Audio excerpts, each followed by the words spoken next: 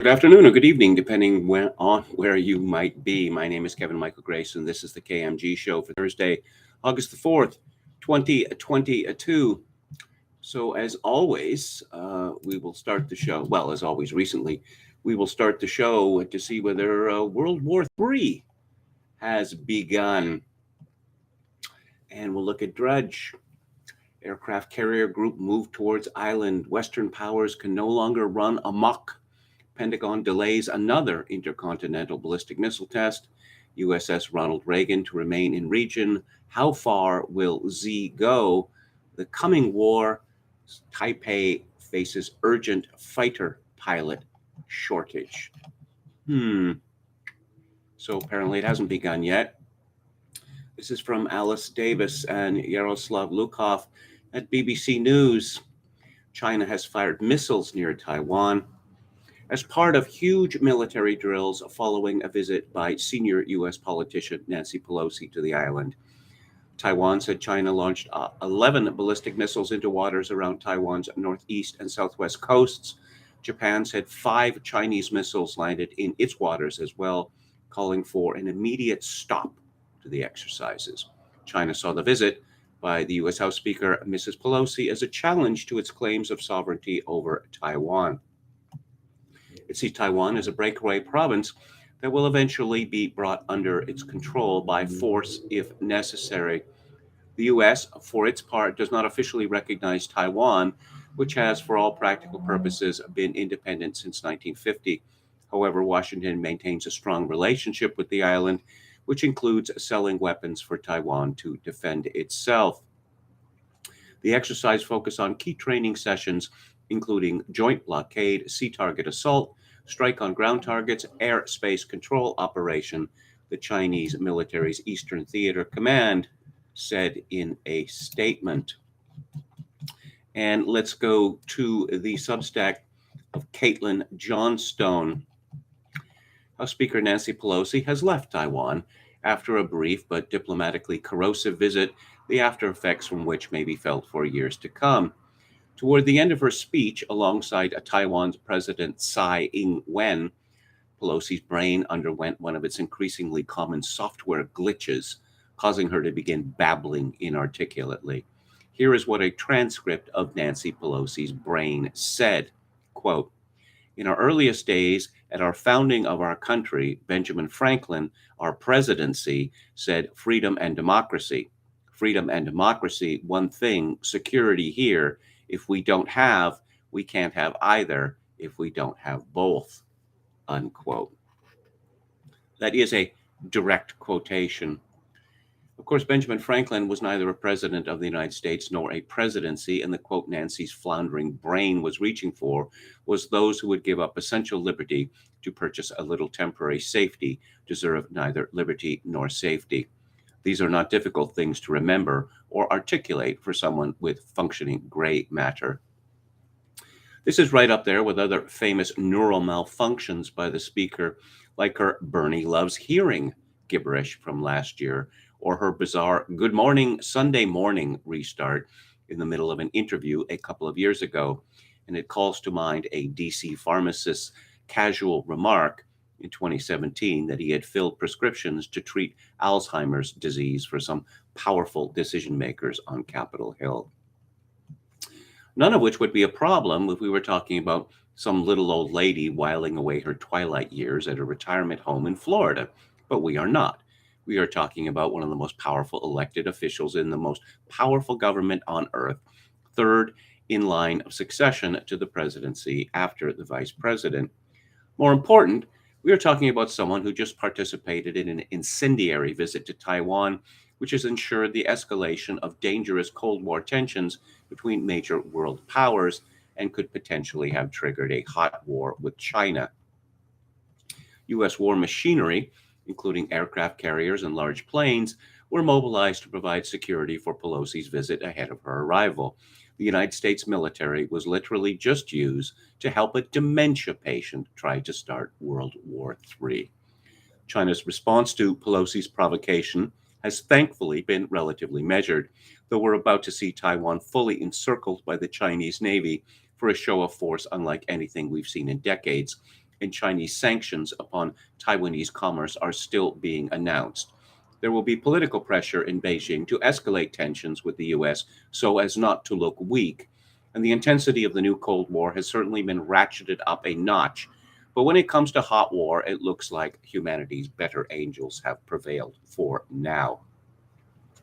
None of this makes it acceptable for the world's most powerful government to send a politician whose brains are leaking out her ears to try to stir up hostilities under cover of its military forces. The world is a worse place now than it was before Pelosi's plane touched down. Less safe, less wealthy, less kind, and more frightening. Caitlin Johnson concludes, not one ordinary person has benefited from her insanely hawkish provocation made in her final years on this earth, especially not the people of Taiwan. The U.S. empire is sick, and it is playing sick games with all our lives. As far as I'm concerned, its downfall cannot come soon enough. So, I have a question about American elections. Can American election officials count anymore? Have they forgotten how to count? It used to be, with very rare exceptions, that the winners of American electoral contests were generally known, by, let's say, at the very latest, at 2 p.m. Eastern time, 2 a.m. Eastern time, the day after the election. That is no longer the case. And the question is, why? So I'm at NBC News, and I'm looking at the page, Arizona Senate primary election results. Projected winner, Masters, Republican, 80% of expected vote in, estimated remaining 157,778. How is that possible? People still continuing to vote after election day?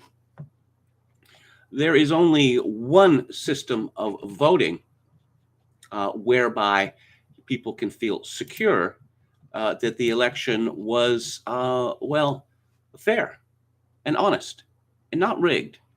And that is when people show up to vote on election day, and only on election day, with the exception of members of the military and diplomatic personnel. They show up in person on election day because the election isn't over until election day. They vote after showing picture ID. They vote on paper ballots. The ballots are then counted by hand and then secured so that if need be, there can be recounts. For various reasons, which I won't go into because I'm liable to be kicked off this platform, the United States doesn't do that anymore. I'm looking at the NBC News page for Arizona governor primary election results. Republican primary results, too close to call. Lake, Republican, 46.2%. Taylor Robson, Republican, 44.4%. 82% of expected vote in, estimated remaining 142,890. That is almost, I'm speaking to you now, almost 2 full days after the polls closed on Tuesday. And there are almost 143,000 votes remaining. But there's more craziness going on. This is from the Arizona Sun-Times, Peter Dabrosha. Democrat gubernatorial nominee Katie Hobbs slammed for poor job as Secretary of State. Tuesday's primary vote count in Arizona described as glacial.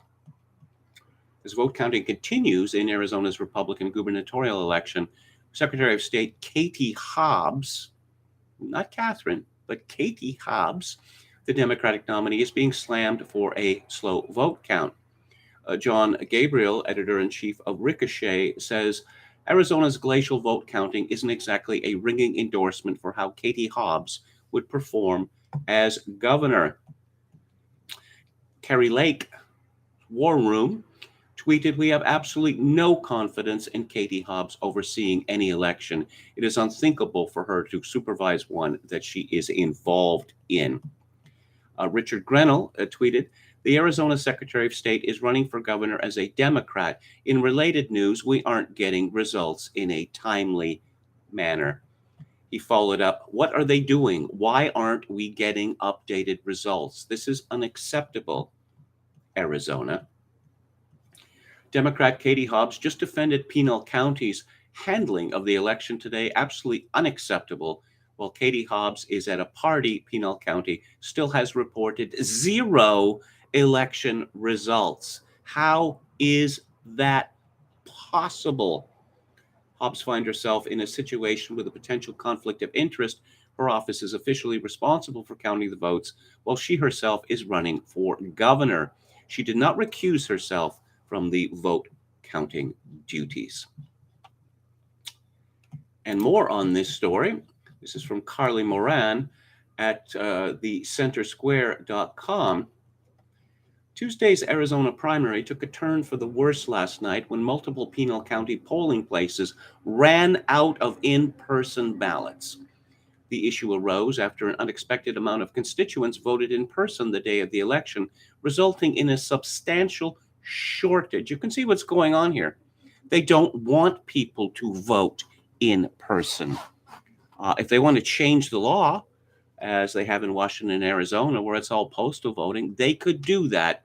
But instead, no, we're just not going to provide ballots because we like postal ballots for reasons that I'm not going to discuss because I would be kicked off this platform. On the night of the primary, Pinal County's election district said, if you experience an issue, a reminder, you can choose to use the express vote device located at the polling place, or as long as you are physically in line at 7 p.m. today, you will be permitted to cast a ballot. Voters who arrive after 7 p.m. are not permitted to cast a vote. Pinal County is continuing to print additional ballots and distributing them to each affected precinct polling place. Voters at Precinct 15 in Santan Valley were given cards to come back later after the voting center ran out of ballots, according to Fox 10. The Secretary of State's office confirmed that at least 11 other precincts were also affected, including Apache Junction and Eloy. It's unknown if the ballot shortage affected primary results. Well, I have to say that it almost certainly did, because people are aware of the counting that has already taken place. So they know who's ahead and they know who's behind. Now, some people say that this cancels out because people who would vote for the leading candidate decide that their votes aren't needed. But on the other hand, there's people who say that people won't vote for the losing candidate because it would be a waste of time. But this is an outrageous scandal. The ballot shortage isn't the first time Pinal County has experienced problems this primary season. Various early mail ballots had been sent out with errors regarding city elections. Some voters received ballots with elections they were ineligible for, while others received ballots that didn't include their local election. To remedy the situation, many of the county's voters received an additional ballot page. And this is from the Washington Examiner, Ryan King.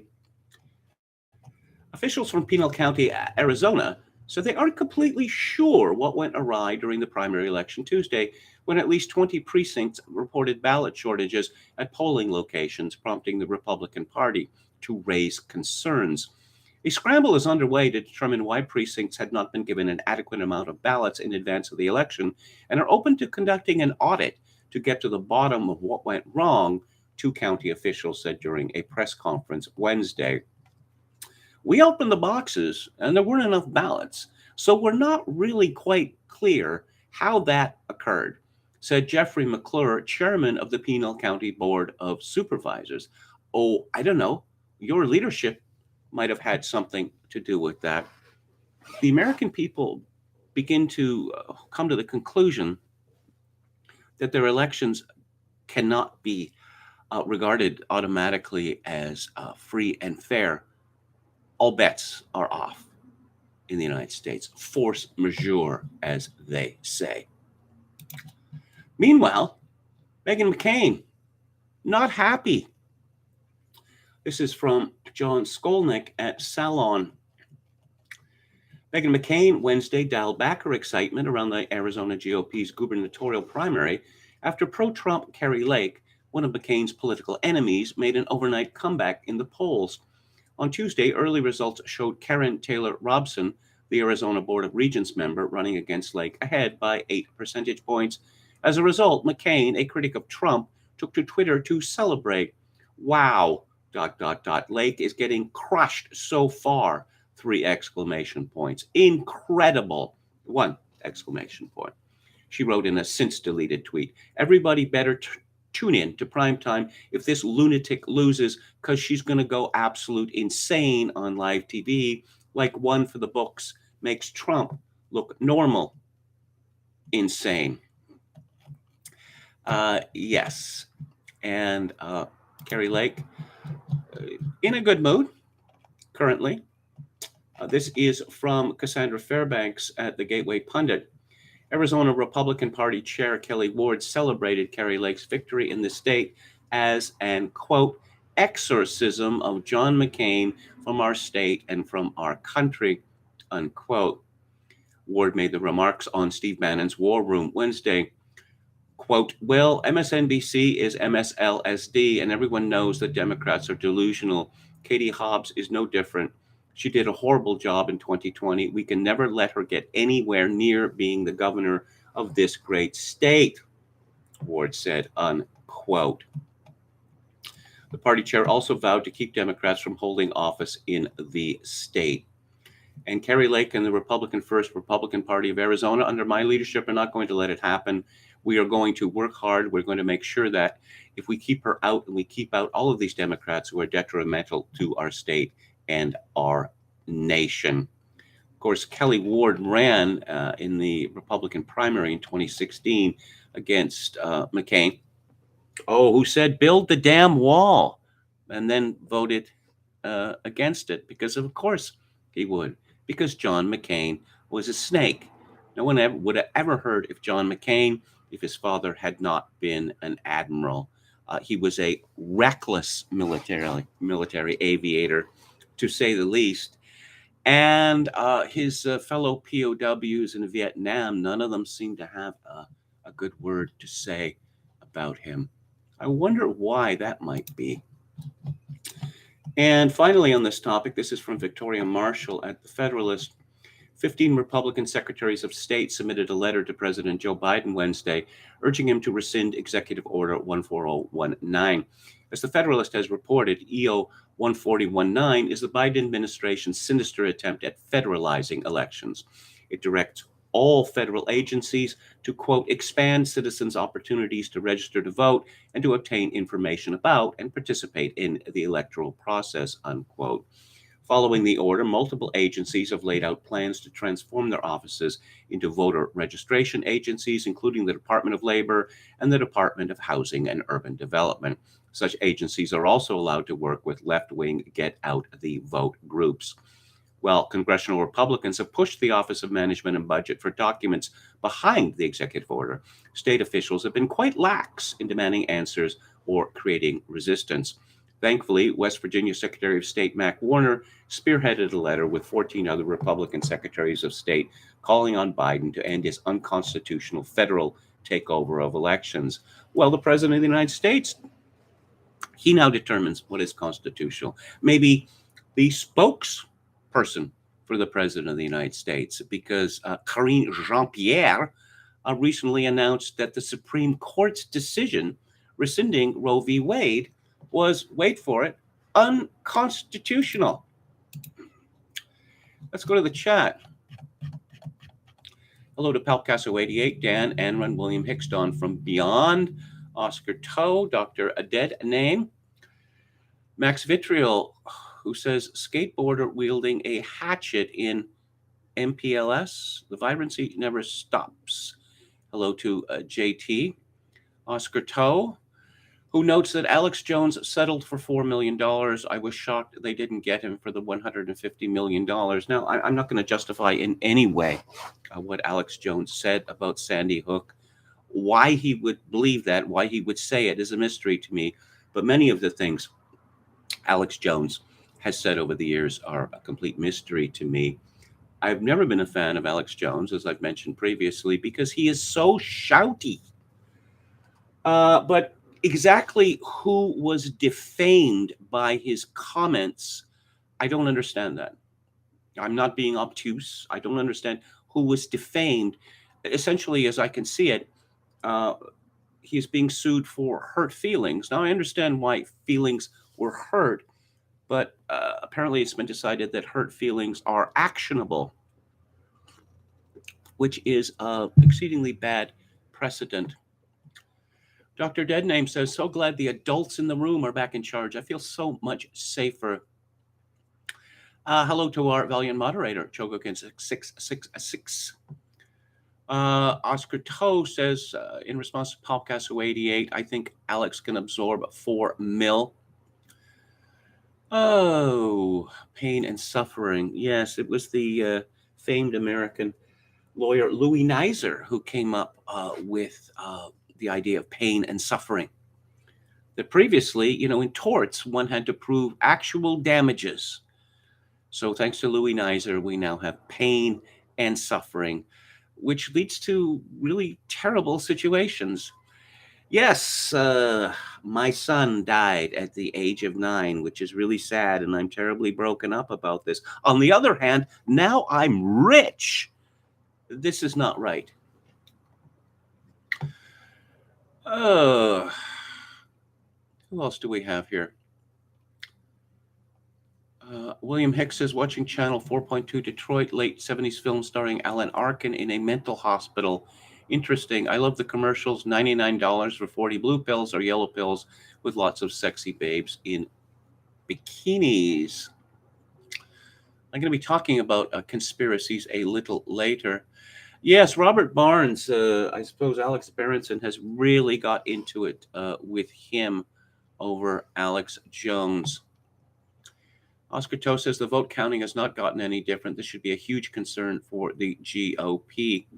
Well, I don't know whether it's a huge concern for the GOP, because after what happened in the 2018 midterms, Paul Ryan, that genius, his reaction was, what happened?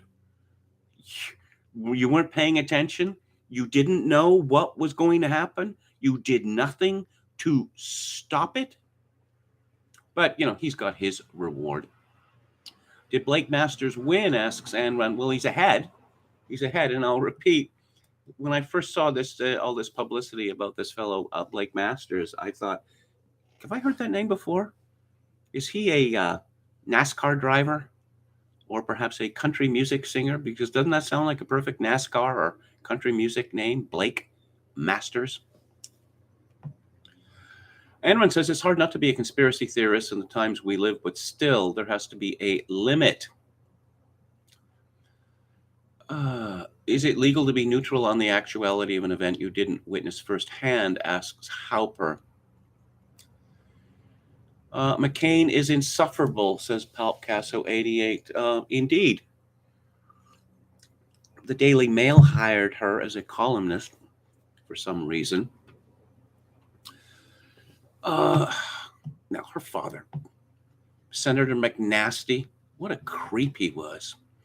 Yes. Hello to Metal Mike, who says, I like heroes that don't get captured. Hello to Art Bell, KMG Enlightened Classy Archie Bunker of the North. Win. Florida Governor Ron DeSantis bravely cans Soros lackey prosecutor. I'll have more on George Soros shortly. If they can arrest you for hurt feelings in some countries, why not make them actionable in civil courts, says Anne Run. Okay. And now we are going to talk about, hang on, give me a second here. George Soros. How about that? This is from the Austin Journal. More than 1 million illegal aliens crossing the border have been caught and released into the United States by Biden administration officials since January 2021, including an estimated 8,000 per day in Texas. These illegal aliens are financially supported here both by U.S. taxpayers and a group of pro-open borders nonprofits backed by political activists such as Hungarian billionaire George Soros and blue chip American companies like American Express, according to an analysis of Internal Revenue Service filings by the Austin Journal. American Express? Wow, we'll just give all these illegals credit cards. Ka-ching! Soros and American Express are both major donors to the American Immigration Council, the National Immigration Law Center, and Immigration Equality. The group's 990 filings show the U.S. Department of Homeland Security has partnered with the three groups to help illegal aliens obtain visas to stay in the United States by claiming they have been victims of a crime, which entitles some aliens to special treatment by immigration officials. If they claim to be victims of crime, they will be referred to the United States Citizenship and Immigration Services for UNT visa applications, writes John Binder of Breitbart.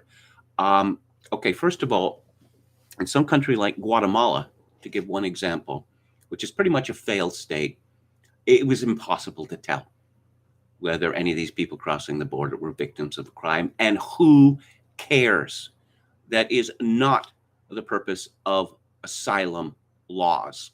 Asylum laws were not meant to foment the movement of tens of millions of people, soon to be hundreds of millions, I guess, because they think their life in their homelands are crummy.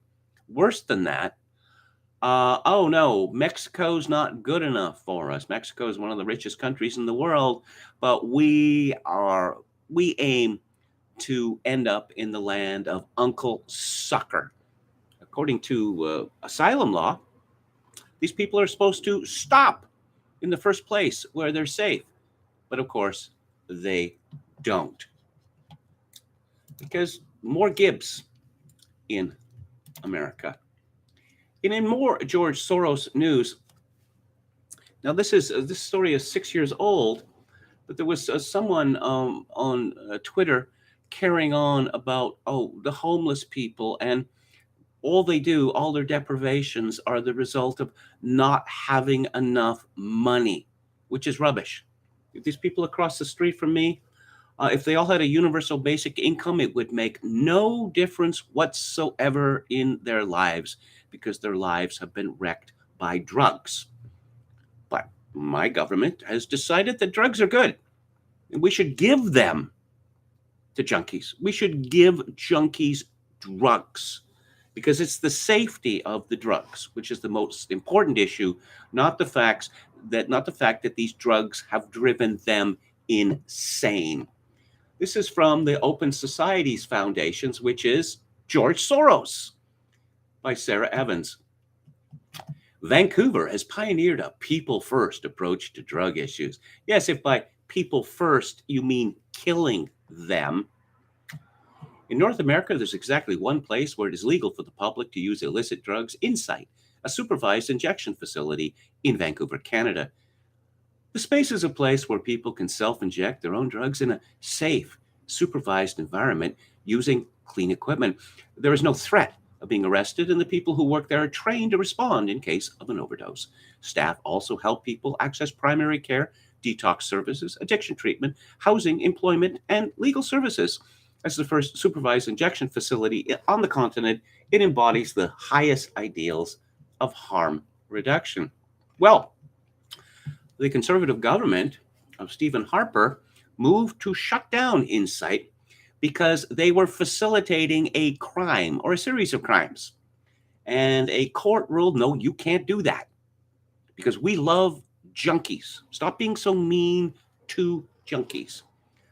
Vancouver and Victoria have put so-called harm reduction at the forefront for a couple of decades now.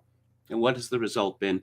The number of fatal overdoses has skyrocketed, and large parts of both Vancouver and Victoria have become open-air lunatic asylums. But let's not say anything bad about George Soros, okay? Because if you say anything bad about George Soros, he's a philanthropist and a billionaire. Okay. All right. If you were to describe him as quite possibly the most evil man in the world, well, that would be anti-Semitism. Well, why would that be anti-Semitism? Because George Soros is Jewish. Are you seriously arguing that to criticize one Jew is to defame a whole race? Is that your position? Well, they seem to be getting away with it because claiming that George Soros is an exceedingly powerful man globally is a conspiracy theory and evidence of anti Semitism. This is from the website of TFTC, Marty's Bent. The social tipping point is here. Do you feel that, Anon, that lingering feeling deep in the pit of your stomach that something has gone awry, that the things you are being told by so-called authority figures simply are not computing with the reality in front of your face? If you've been reading this rag, this feeling has probably been lingering for some time now, but it seems as though the global consciousness has reached a tipping point. The pressure being exerted from every angle from those who would like to cattle herd humanity into a dystopian hellscape, coupled with the unprecedented access to information that we are afforded today, has caused something to crack. They tried to do too much too quickly, and people have started to develop pattern recognition on the go that allows them to recognize when the unproductive class is attempting to manipulate their minds. This pattern recognition is accelerated and enhanced by our ability to communicate directly with each other in real time over the internet. If you want to get a better understanding of the driving force behind this acceleration, I highly recommend you take some time to comb through the thread linked above. And this is from Aristo's Revenge, or Aristophanes' Phoenix, who writes, "It's strange how access to information has sped up the self-education of the general public to a point where I think it's becoming a problem for the ruling class.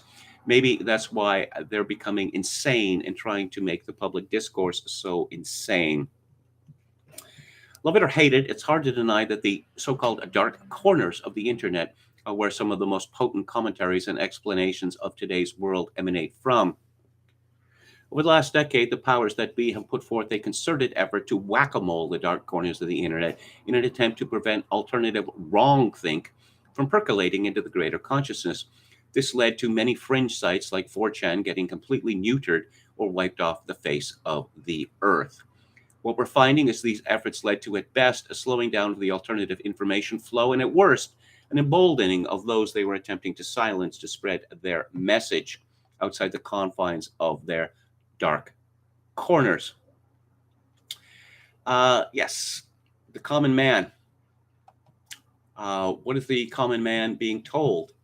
And here's a list. Stop driving your car. Stay 6 feet away. Eat the bugs. Don't you dare try to own anything. We're taking your farmland. You can't work unless you get these shots. Sorry, we're not going to be able to let you into Granny's funeral. The gym is closed, but the liquor store is open late. We need some of you to lose your jobs to save the economy. You over there, no pulling yourself out of poverty by leveraging hydrocarbons. Call that dude a chick and let him compete against chicks. Step into the security scanner. Give us your guns. Cow farts are killing the planet. The inflation you think you're experiencing isn't real. This isn't a recession. We must aid Ukraine. Those people wandering aloofly in the Capitol building are insurrectionists. Use this windmill instead of oil and gas. Nuclear energy is bad. Iraq has weapons of mass destruction. Trust us, the banks needed to be bailed out. 6-year-olds need to learn about, I'm not going to use that expression, let's say oral sex. Drag queens getting dollar bills stuffed into their thongs for reading your kids' books is completely normal. Watch this game, look at this feud, take this pill, read this think piece, think about your shortcomings. It's your neighbor's fault. This list could go on for days. We can only hope things continue to accelerate at an even quicker pace. We cannot rid ourselves of these parasites fast enough. And again, this is from Marty Bent, or Marty's Bent as his space on tftc.io. I suppose, I don't know. The question is, I'm going to be talking about Matthias's Desmet's book on totalitarianism tomorrow and mass formation psychosis. And one of the problems with this, with the rise of conspiratorial thinking, is that it tends to drive people over the edge. I don't know, perhaps the furthest extent of this was something that I heard, 25 years ago or so, which just scared me to death. People on Art Bell's show saying that, well, of course we're living in a computer simulation.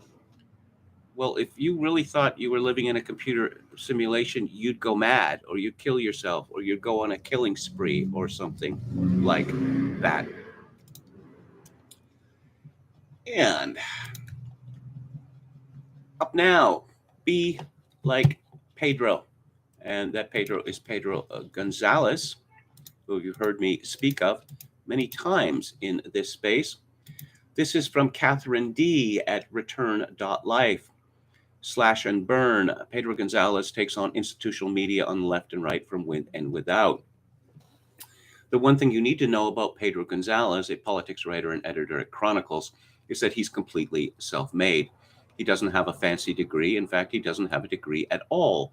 He didn't enter the scene with a bunch of crazy connections, a rich network replete with people who were ready to help him succeed. There are no smoke and mirrors, no attention-grabbing stunts or gags. He's just out there, as the writer Oliver Bateman often quips, doing the work. I remember an old Twitter bio of Pedro's read Humble Magazine Salesman. It was a joke, but a good one. There's some real truth to that description. What you see is what you get. There are myriad interviews out there about what Pedro believes, what he's fighting for. As for me, I want to know how he fights. How did he get here? How do we know his name? And what does he see as the future of the media machine, the reason you're reading this article at all? What are the three things readers who aren't familiar with you should know? Gonzalez says, I don't have a degree. I dislike most things and people in this industry. Douglas Murray and Ben Domenech are huge fans of mine. That last sentence confused many people because he was, let's say, being ironic. Douglas Murray, of course, being a tone policeman. And Ben Domenech, of course, is married to the aforementioned Meghan McCain. Given the state of the media landscape, why journalism? Gonzalez says, I'm good at one thing, or maybe two things, that is pissing people off and writing. I don't like calling myself a journalist because I think most people who call themselves that belong in jail. I mean it.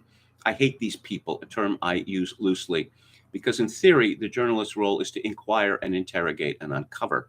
Certainly, their intended target is the establishment, the man. But this is rare today. Many or most of these people are bootlicking hacks and bad writers to boot. They cannot properly question power or challenge the system because their existence depends on it. Sure, the New York Times occasionally will do good reporting, but it is ultimately self-serving and harmless to the established political order. I write because I want to burn this house down and build something better. But I'm not an anarchist or something. Like Ernst Junger wrote, I am not anti-authoritarian, quite the opposite. I need authority, although I do not believe in it. My critical faculties are sharpened by the absence of the credibility that I ask for. Unquote. In other words, I wouldn't need or want to write if I didn't believe this country was run by people who are sick and evil. Did you always want to be a journalist? And if not, what were you doing before you made the switch? Gonzalez says, not at all. Why would I voluntarily work in the same field as Taylor Lorenz? She edited her Wikipedia page so people can't determine her exact age. It's listed as October 21st, circa 1984 to 1987, like she's an obscure medieval figure instead of a jowly modern-day mediocrity. She should be mowing my lawn, not publishing fiction in the pages of the Washington Post. I started writing because I felt there was a need for certain points to be made in a certain way. Before that, journalism never occurred to me as a possible profession. I don't want to get into the dreary weeds of the past, but before I became a writer, I'll just say everything about my life was physical.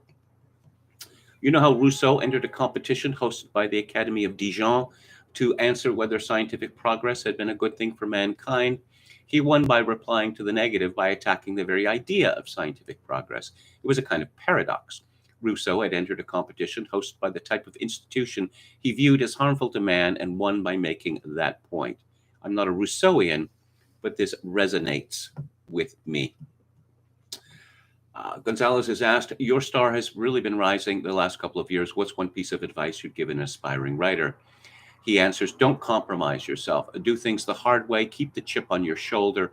People in this industry tend to thrive on professional incest instead of the strength of the writing or thinking. You're better off not being one of them, even if you have to struggle and suffer longer to get where you are going. And he talks about Substack, that he likes writing singly, but he also likes being part of an institution. Substack offers the possibility of becoming mostly or totally independent of advertising. I think that is vital for good publishing. To use National Review as a heel again, the magazine boasts advertisers in its media kit, such as BP, Google, Facebook, Boeing, Chevron, Microsoft, and Koch Industries. What a joke. Indeed. Final question. Who are some of your favorite writers? What makes them special? Answer: James Burnham and his greatest disciple, Sam Francis. Their style, insights, and courage have had and continue to have a profound effect on me. They both grappled with the world as it is, not how we would like it to be. Burnham and Francis saw clearly the self-loathing that has come to characterize the West, the managerialism that supplanted previous forms of government, and the yawning chasm between an elite of dead souls and the middle Americans they worked tirelessly to dispossess. I think that to really understand the moment, you have to read them. Well, you're not going to get any disagreement from me on that. Let's go to the chat. Okay, let's scroll up.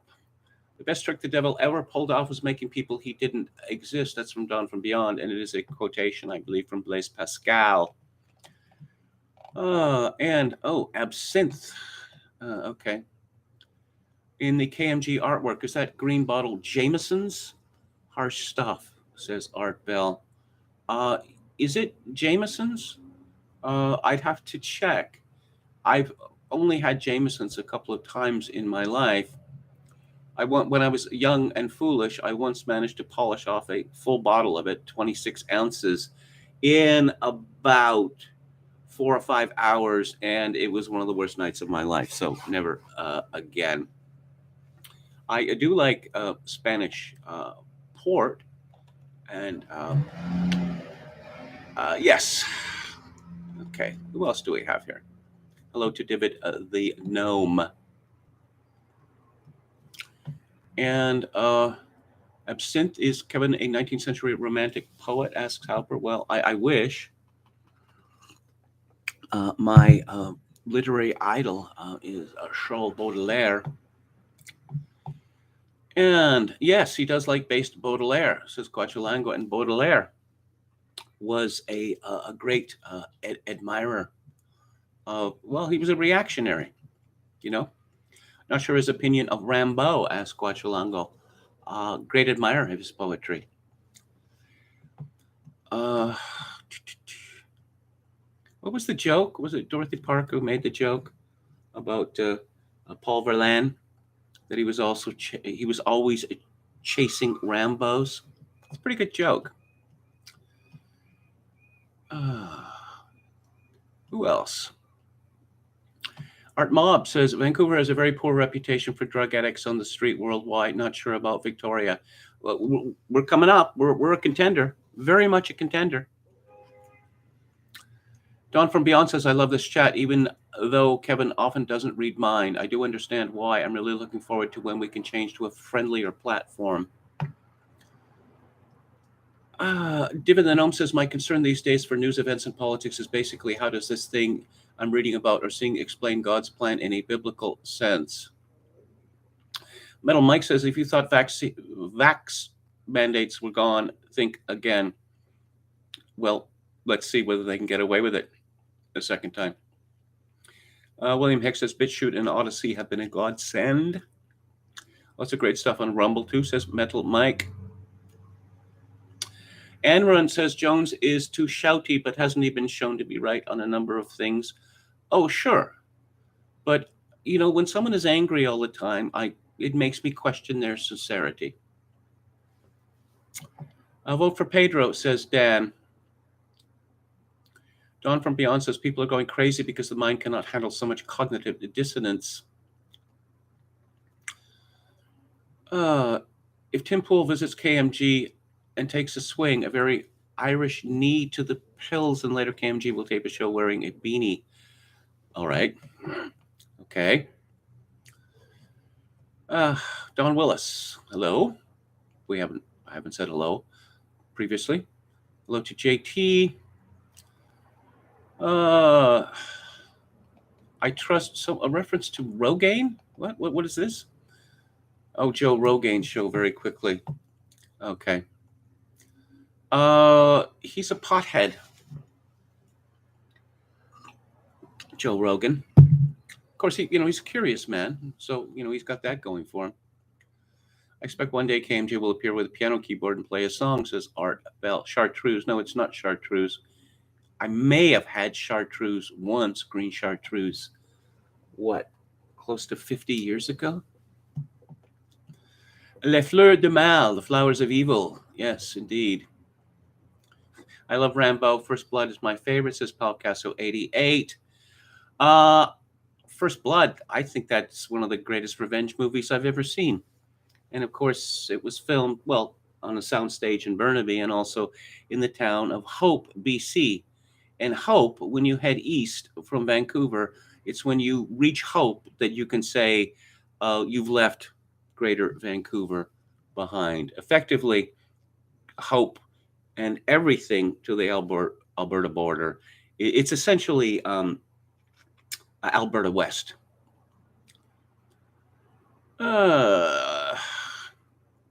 Okay.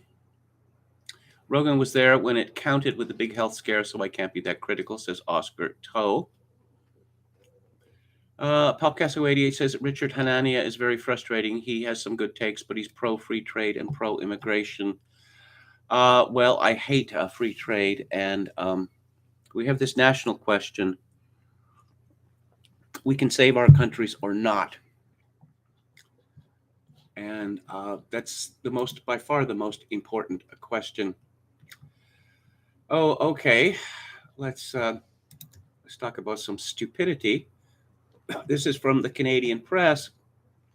Canada is sending military trainers to the United Kingdom to help teach Ukrainians how to fight invading Russian forces. Defense Minister Anita Anand announced the plan Thursday, saying up to 225 Canadian Armed Forces members will eventually be based in Britain for an initial period of 4 months. They will work alongside counterpoints from Britain, the Netherlands, and New Zealand in training Ukrainian soldiers on the basics of soldiering. The move comes nearly 6 months after Canada suspended its previous training mission in Ukraine, just weeks before Russian forces invaded the country. I'm going to do a search here for a word, and that word is Azov. Nope, the word Azov Brigade does not show up in this story, even though it has been admitted that Canada was training the Azov Battalion. As Queen Elizabeth I famously said, little man, one does not address the word must to princes. And I would say the same thing to this little woman who is the, I haven't got there yet. The ambassador, Ukraine's ambassador, is saying what Canada must do, tells MPs Canada must reverse Russian turbine decision. Again, the chutzpah of these people. Oh, you want all our money and you want control over our foreign policy as well. Well, you've done such a bang-up job of running the Ukraine since it became independent in 1991, that truly the Ukraine is the light to all nations. And let's check over at moonofalabama.org. And nothing new there today, about the Ukraine. Let's check the latest headlines on antiwar.com. Pelosi leaves Taiwan as China prepares blockade. Pelosi meets with Taiwan's top chip industry leaders. Yeah, so America and the rest of the world has got itself in the position that All the chips are made in Taiwan because what's the worst thing that could happen there? That China could blockade the country so we don't get any computer chips anymore? Senate votes to expand NATO to Sweden and Finland. There was one brave Republican from Missouri who voted against. U.S. plan to cap Russia oil price draws more skepticism. Yes, as it well might. U.S. sets massive arms deals for Saudi Arabia, United Arab Emirates. U.S. to provoke Kim Jong-un with assassination dry run. Yeah, the government of the United States is more and more resembling the kind of man who, when he sees a gibbering or thrashing lunatic in the street, runs out and prods him with a stick. God, it'll be fun, right? Again, what's the worst that could happen? And let's take a look at Summit News. He was talking live, or he's talking live now, about cost of living riots this year. And exclusive, the truth about the Alex Jones phone records. I'm not going to talk about that. Let's go to this one. Widespread civil unrest looming in UK over cost of living crisis. The chance of widespread civil unrest, according to the UK, as a result of people being unable to afford to pay their bills due to the cost of living crisis is inevitable, according to one campaigner. With energy prices set to soar even higher in October as the result of the sanctions on Russia, many Brits have resolved to refuse to pay their bills as part of a growing backlash some are comparing to the poll tax riots. London was hit with violent riots back in 1990 in response to the government's efforts to introduce the poll tax, and the new levy was eventually scrapped after coalition of interest groups amongst both the working and middle classes combined to defeat it. A similar movement under the umbrella of the Don't Pay organization is now urging people to cancel their direct debits in October if energy prices continue to rise. Average energy bills in the UK for dual fuel are expected to rise to £3,615 by January 2023, an increase of 283% on March levels.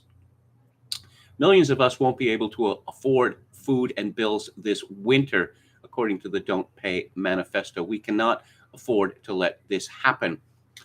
And more from the organization Don't Pay, at Don't Pay UK. 75,000 people have pledged to strike. If 1 million people pledge to strike, then we will withhold payment from the energy companies. We are building a people-powered movement to end the cost of greed crisis. However, others have warned that a mass refusal to pay bills will only result in energy prices soaring even higher, because more companies will leave the market, allowing fewer corporations to create pricing monopolies. Inflation is also set to hit 15% next year as the whirlwind of economically devastating lockdowns and Europe's support for the current thing, prolonging the war in Ukraine, hits people hard. Meanwhile, energy giant BP, and it doesn't stand for British Petroleum. You may think that, but it doesn't. It's just BP. And what does it stand for? Well, nothing really. Every so often they trot out, oh, we use the B for this and the P for this. Beyond Petroleum? Okay. It just announced its biggest quarterly profit for 14 years. Campaigner Tom Scott said he isn't calling for riots, but they are almost certain to happen if things don't change. A new poll also found that a slim majority of Brits, how I hate that term, what's wrong with Britons? 51% thinks there will be a cost of living riots later this year. Meanwhile, the UK government continues to give the red carpet treatment, free accommodation, food, and money to record numbers of illegal migrants with iPhones arriving on boats from France, because they're better than Britons. Don't you know that? And, okay, we've seen, Spain bans air conditioning dropping below 81 degrees. That's pretty warm inside. And it will also stop heating from being raised above 66 degrees Fahrenheit. Yes, just put on a sweater. Put on a bunch of sweaters. Let's talk about, I've been, this kind of become a theme of the show recently. the abject parasitism of our institutions and energy inputs, from Tainter. Look at the costs of schools today, public schools, say, compared to what they were 20, 30, 40, 50, 60, 70 years ago. Is anyone claiming that the education that children are getting now is better than it was? No, it's much worse. Ignorance, well, not just of the world and of history, but of things like the 3 R's is just now taken for granted. But perhaps the idea of education itself is pernicious. Perhaps it is white supremacist. Ooh. This is from Alex Schemmel at thenationaldesk.com. Seattle Public Schools has been using a math ethnic studies framework since 2019 that seeks to end, quote, oppressive mathematical practices, unquote, and advance the subject toward a more collectivist vision. The framework encompasses instruction to students in kindergarten through 12th grade and is made up of 4 primary themes: origins, identity and agency, power and oppression, history of resistance and liberation, and reflection and action. A learning target underneath the power and oppression themes wants students to be able to identify and explain how math, science, and technology oppress and marginalize people of color. Another learning target insists students should be able to, quote, identify the inherent inequities of the standardized testing system used to oppress and marginalize, unquote, communities of color. Nothing to see here, just a Seattle public school curriculum suggesting that mathematics is oppressive and that we need to advance a collectivist vision, tweeted Chalkboard Review Editor-in-Chief Daniel Buck. Included in Buck's tweet was a screenshot of one of the essential questions students should be able to answer and discuss, according to Seattle Public Schools framework.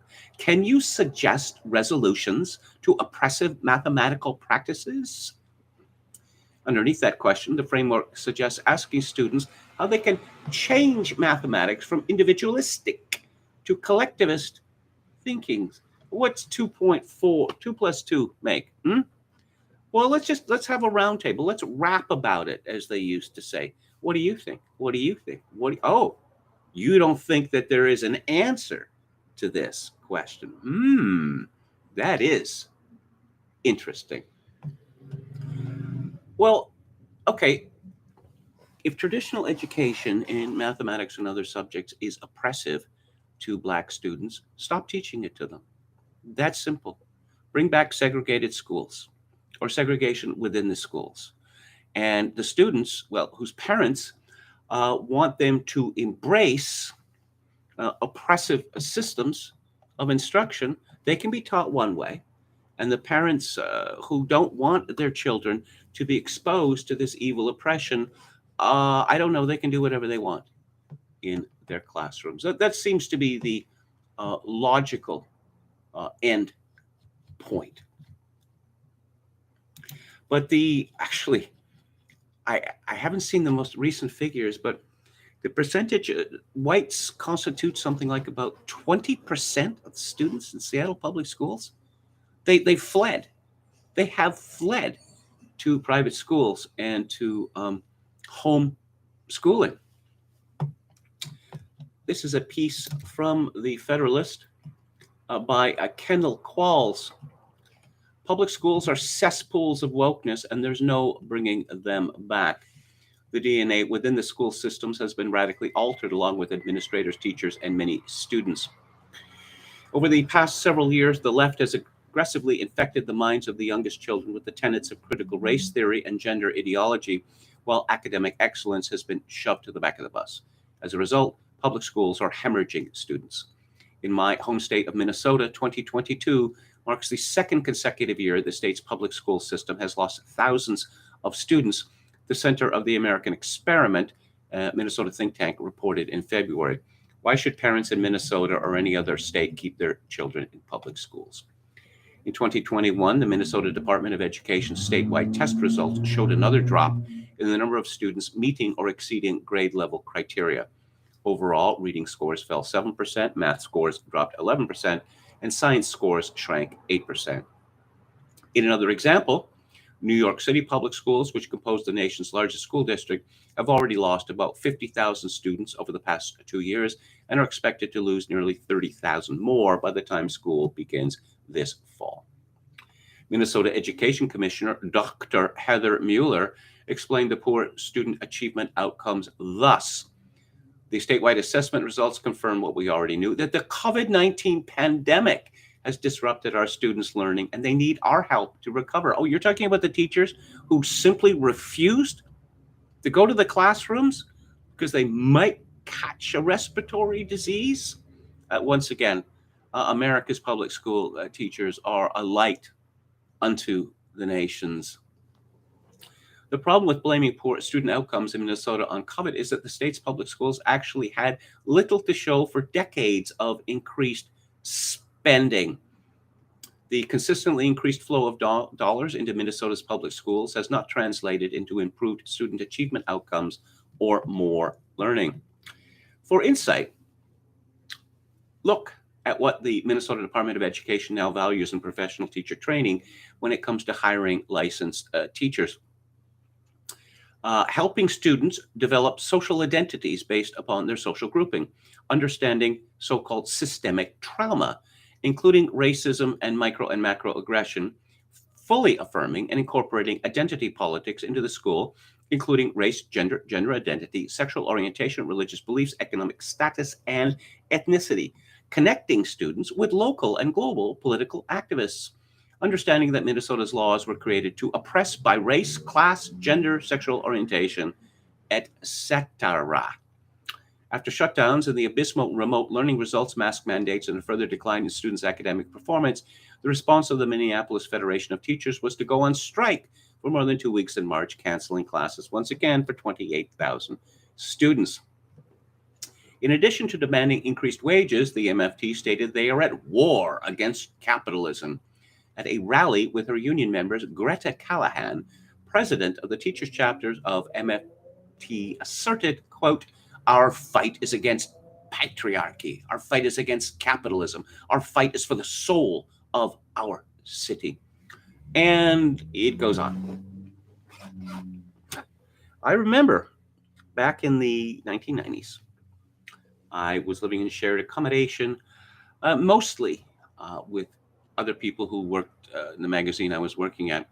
But there was one fellow, well, he was a friend of someone who worked at the magazine, and he was getting his teaching degree at the University of Alberta. And I found out that one of the things assigned to him to read, presumably, to discuss, because it was crucial for him becoming a teacher, was one of these standard Holocaust memoirs. I think maybe by Primo Levi. What on earth does this have to do with becoming a public school teacher? It didn't happen here, and it didn't happen to us. Excuse me. But this fellow, well, let me give you an example. He was taking music appreciation, which an old friend of mine who graduated from the University of Alberta said that the joke was music appreciation was called clap for credit, just as film studies was called darkness at noon. But I recall several people who were visiting the house, and maybe some of the people who lived in the house, trying to explain to this fellow who would, soon enough graduate with his teacher's degree, the difference between monophonic and polyphonic. Okay, monophonic, one voice, polyphonic, several voices. He could not understand it. He literally could not understand the difference. That did not stop him from becoming a licensed teacher. I mean, why is it necessary for teachers to have, even an average intelligence, Of course, this fellow had failed Ontario's 11 plus, and like Morrissey, he was very bitter about it, even decades later. I'm now going to return to Roger Kimball's introduction to James Burnham's Suicide of the West, an essay on the meaning and destiny of liberalism. From 1939 to 1941, the communists worked mightily to keep America neutral. Good Trotskyist that he aspired to be, Burnham too was opposed to America's entry into the war. His opposition persisted after his break with Trotsky, but it did not survive Pearl Harbor. The Japanese attack on the Pacific Fleet precipitated a political metanoia. Overnight, Burnham became a vociferous supporter of all-out war against the Axis powers. This hardening or clarifying is evident in his next book, considered by many critics to be his best, The Machiavellians, Defenders of Freedom. Published in 1943, The Machiavellians is ostensibly an exposition of and homage to some modern followers of Machiavelli. Its larger purpose is to distinguish between the sentimental and the realistic in politics. Dante, in De Monarchia, Rousseau, and the architects of the French Revolution are prime examples of the former. They represent politics as wish, noble, optimistic, ultimately futile, indeed ultimately reactionary and vicious, in Burnham's judgment. Machiavelli and his heirs belong in the latter camp. They saw things as they really were and faced up to unpleasant facts about human nature. Because they saw humanity as it was, in its imperfection, its treachery, its unceasing desire for power, they were the true friends of liberty. They did not exchange real freedoms for pleasant-sounding but empty ideals. They understood that all political freedom is imperfect freedom won through struggle, preserved with difficulty, constantly subject to assault and diminution. Burnham's political thought is often described as hard-boiled. The Machiavellians is the cauldron in which the promised firmness is achieved. All societies, he writes, including societies called democratic, are ruled by a minority.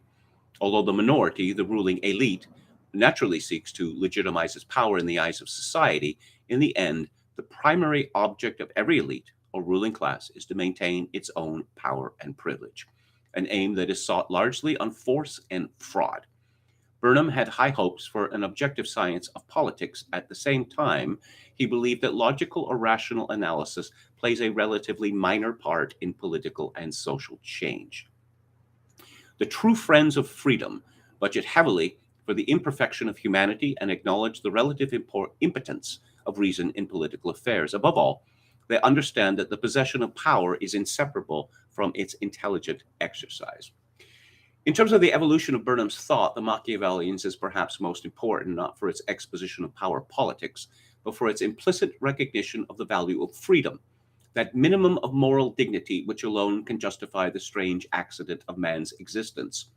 As the 1940s and the Second World War unfolded, Burnham came more and more to understand that the preservation of freedom was primarily a salvage operation. And as the war hurried to its end, he looked on aghast as the West timidly made concession after concession to the Stalinist tyranny.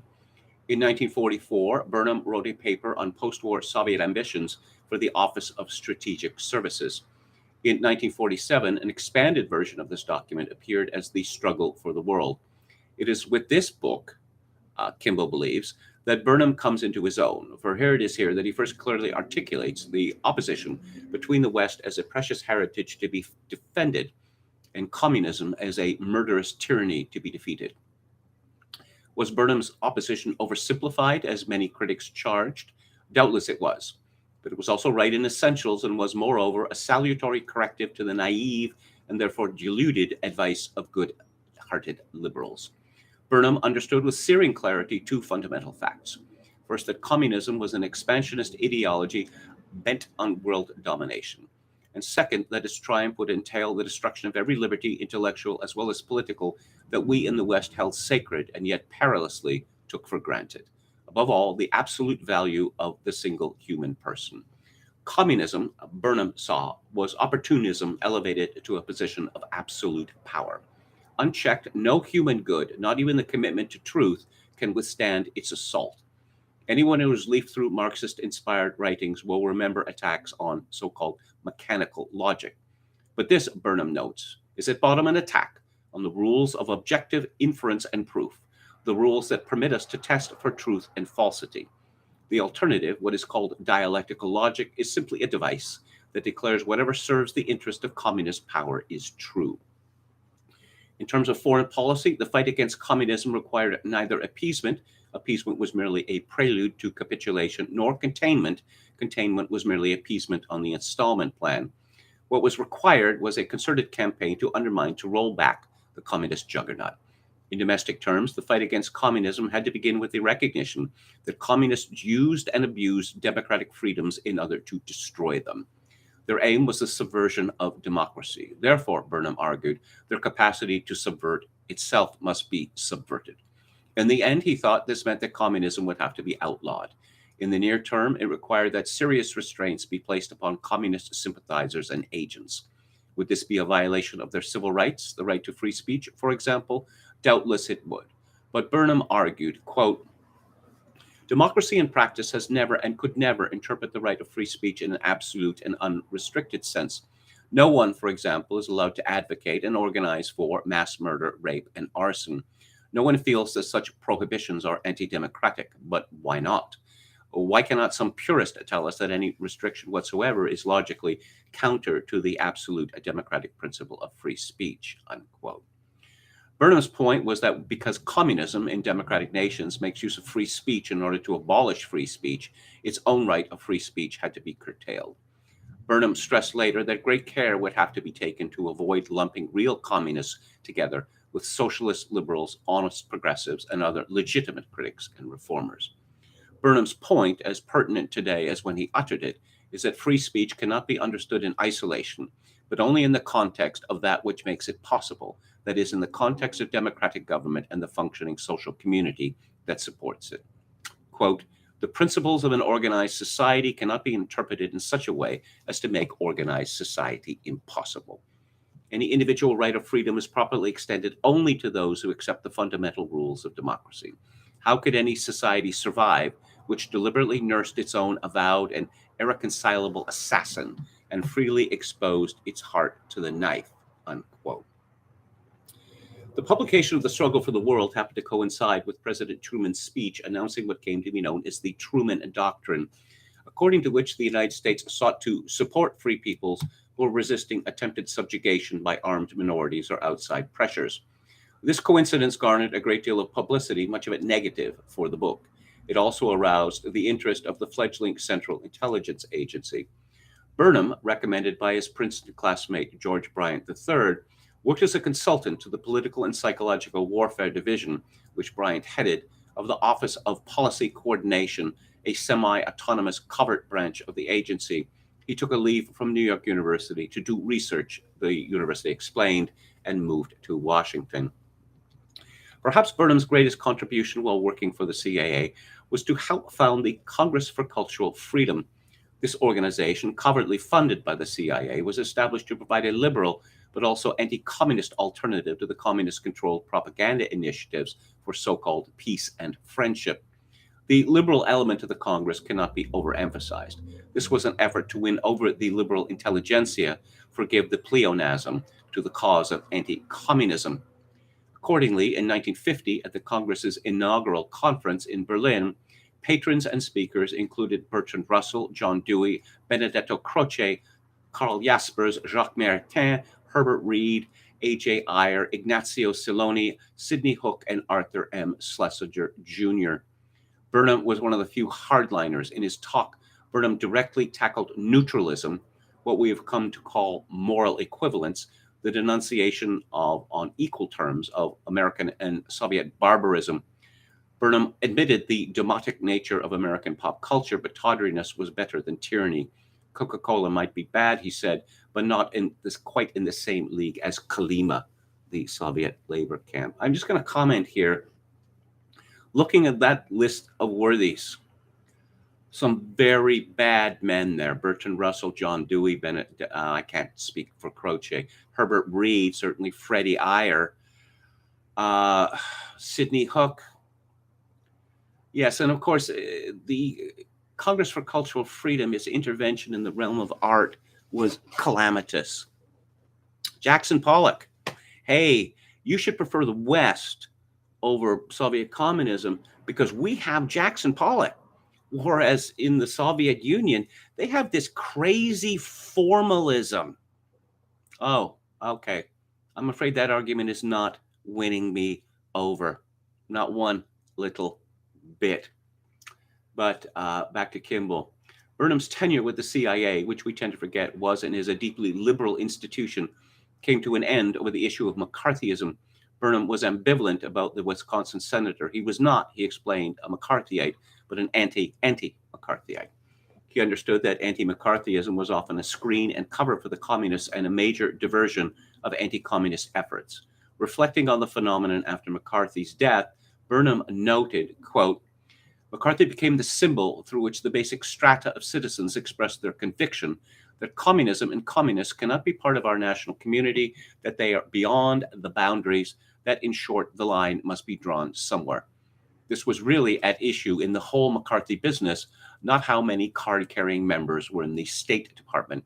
The issue was philosophical, metaphysical. What kind of community are we? And the liberals, including the anti-communist liberals, were correct in labeling McCarthy the enemy and in destroying him. From the liberal standpoint, secularist, egalitarian, relativist, the line is not drawn.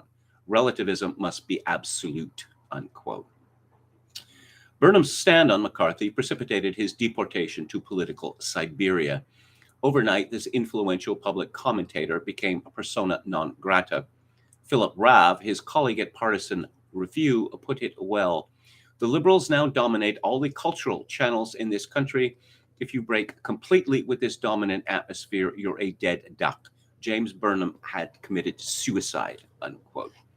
The irony is that Burnham, so astute about the workings of power, should have become a casualty of this skirmish. One might have expected him to negotiate the battlefield more cannily. It was National Review that rescued Burnham and provided a home for his intellectual energies and a platform for broadcasting his insights in the final decades of his career. Every aspect of the magazine interested him, William F. Buckley Jr. recalled at the magazine's 25th anniversary banquet. Its typography, just for instance, but also its coverage of culture, the length of its book reviews, and above all, its stance with respect to America's foreign policy. Burnham saw with ferocious clarity that, as he puts it in the present volume, civilizations generally collapse because of internal failures, not attacks from outside. Suicide, he wrote, is probably more frequent than murder as the end phase of a civilization. Contemplating the expansionist threat of Soviet communism, Burnham warned that the primary issue before Western civilization today and before its member nations is survival. In some ways, Suicide of the West is a period piece. It is a product of the Cold War, and many of its examples are dated. But its core message is as relevant today as ever. The field of battle may have changed. The armies have adopted new tactics, but the war is over. It is merely transmogrified. Burnham promises the definitive analysis of the pathology of liberalism. At the center of that pathology is an awful failing of understanding, which is also a failure of nerve, a failure of the will to survive. Burnham admits that his invocation of suicide may sound hyperbolic. Suicide, it is objected, is too emotive a term, too negative and bad. But it is part of the pathology that Burnham describes that such objections are most often made most hotly by Westerners who hate their own civilization, readily excuse or even praise blows struck against it, and themselves lend a willing hand, frequently enough, to pulling it down. Burnham offered this still pertinent reflection about facing down the juggernaut of communism. Just possibly, we shall not have to die in large numbers to stop them, but we shall certainly have to be willing to die. The issue, Burnham saw, is that modern liberalism has equipped us with an ethic too abstract and empty to inspire real commitment. Modern liberalism, he writes, quote, does not offer ordinary men compelling motives for personal suffering, sacrifice, and death. There is no tragic dimension in this picture of the good life. Men have become willing to endure, sacrifice, and die for God, for family, king, honor, country, from a sense of absolute duty or an exalted vision of the meaning of history. And it's precisely these ideas and institutions that liberalism has criticized, attacked, and in part overthrown as superstitious, archaic, reactionary, and irrational. In their place, liberalism proposes a set of pale and bloodless abstractions, pale and bloodless for the very reason that they have no roots in the past, in deep feeling and in suffering. Except for mercenaries, saints, and neurotics, no one is willing to sacrifice and die for progressive education, Medicare, humanity in the abstract, the United Nations, and a 10% rise in Social Security payments, unquote. And Roger Kimball concludes, in his view, the primary function of liberalism was to permit Western civilization to be reconciled to dissolution, to regard weakness, failure, even collapse, not as a defeat, but as the transition to a new and higher order in which mankind as a whole joins in a universal civilization that has risen above the parochial distinctions, divisions, and discriminations of the past.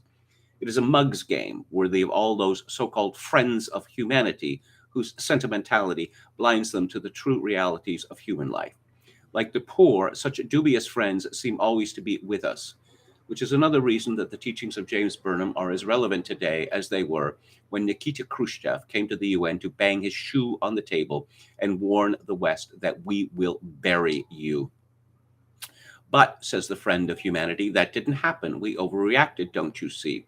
As the great Oxford Don Benjamin Jowett observed, precautions are always blamed. When successful, they are said to be unnecessary. James Burnham would have liked Jowett. Okay, I'll say this. When one examines the collapse of the Soviet Union, its former collapse in 1991, how quickly it all came to pieces. It was obvious in retrospect that the rot was deep, had been deep for quite a long time. And as far as the war for the world, the communist takeover of, let's say, Indochina, or countries, Angola or Mozambique, they were certainly a calamity for the populations involved. But as for us, communism was constantly spending money, ruining itself in an attempt to, teach foreigners how to become true communists when they hadn't even managed this in the Soviet Union. As it turned out, liberalism, far more dangerous to Western civilization than Soviet communism ever was. So we will start with Burnham's book proper on tomorrow's show. Let's go back to the chat. Burnham must have met Stuart Copeland's pop, says Hauper. Yes, he was a CIA bureau chief in Beirut, I believe. He made some statements to the effect that the band that his son Stuart Copeland played in, and one of his other sons managed, and one of his other sons acted as the agent for, that somehow that the old man's ideas were going to spread through the world through this band, the Police, and Sting was not happy about that. Palcasso88 says, I watched a Kurt Russell movie called The Mean Season last night. Meh. Isn't that about hurricane season in Florida or some such? What are we talking about Tabitha Soren?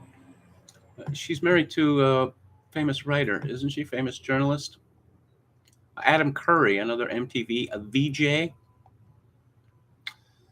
I hated Julie Brown's accent, says Anne Run.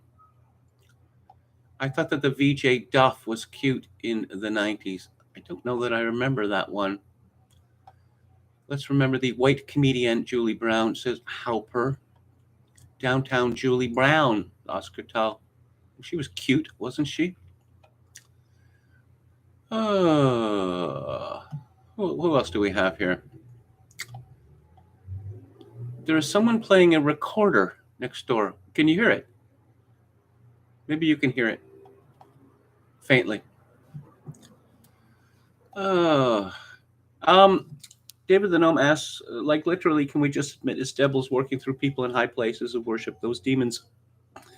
I will be discussing this tomorrow in the context of Desmet's book, and he argues quite forcefully that because of mass formation and its psychosis, that typically, certainly in the situation we are now, the elite, they all believe the same things. They all believe the same stupid, often insane things.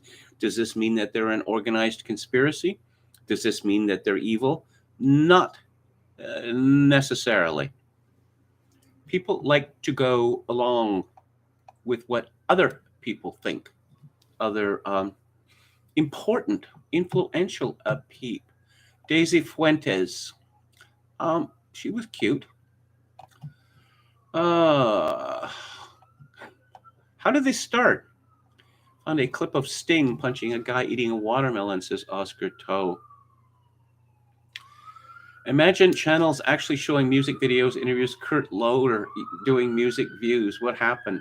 Don Willis asked this. I was visiting my sister, well, my surviving sister, who lived in the Fraser Valley at the time. And this would have been, I don't know, in 1981 or 1982, shortly after MTV started. And so satellite dishes were very popular in those days. And so the apartment complex that she lived in had satellite dish, and it had MTV. I'd heard of MTV. I'd never seen it. It was not allowed in Canada. We got something called Much Music, which was, okay, pretty good for several years. And now it just shows ridiculousness 20 times a day. So I started watching MTV, and I was hooked. Finally, and I started watching it like about 3 o'clock in the morning. And I don't know, at about 1 o'clock in the afternoon, my sister was rather angry with me. Come on, we have to leave now. We have to go. Okay. I just thought that, there's so many brilliant little films made, under the guise of rock video. But Kurt Loder, that night that I was in Fraser Valley, Kurt Loder with his rock news. George Harrison has announced he's releasing a new album. Yeah, we're all really excited about a George Harrison album in the 1980s. And then, I don't know, an hour or two later, we're back. Kurt Loder, MTV News. George Harrison is just, I see. These rolling stations, it's like CNN. When CNN started, I thought, wow, there's going to be so much more news because it's 24 hours a day. Nope, they just repeat the same stories every 2 or 3 hours, all day long. Or now, increasingly, they just have a bunch of guys and gals just chatting about whatever. When the BBC World Service became available, I thought, well, this is the BBC. So there's going to be a lot more news from all over the world, not just the obvious places. Instead, it's the same stories every 2 hours. A big disappointment. Okay. Don't minimize the evil, Kevin, says Anne Run. Minimizing the evil of the Soviet Union. It's just a question of, I think George Kennan was right. I'll just put it that way.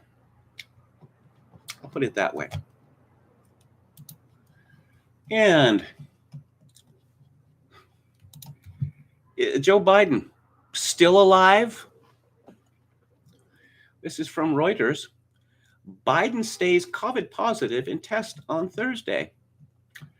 But is feeling very well, his physician Kevin O'Connor said in a memo released by the White House. Biden was still experiencing a very occasional cough, but the cough was improving, O'Connor said. Biden will continue in isolation. He had just emerged from isolation Wednesday last week after testing positive for the first time on July the 21st. He tested positive again on Saturday in what O'Connor described as a rebound case seen in a small percentage of patients who take the antiviral drug Paxlovid. So he's had how many shots? Is it 4, 5, or 6? And he's had COVID 3 times now.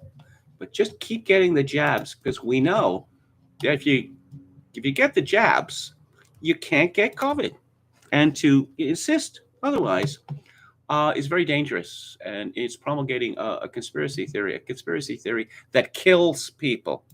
Okay. Yes. Serious. Oh, wait. Loudly clears throat and coughs during speech from COVID isolation.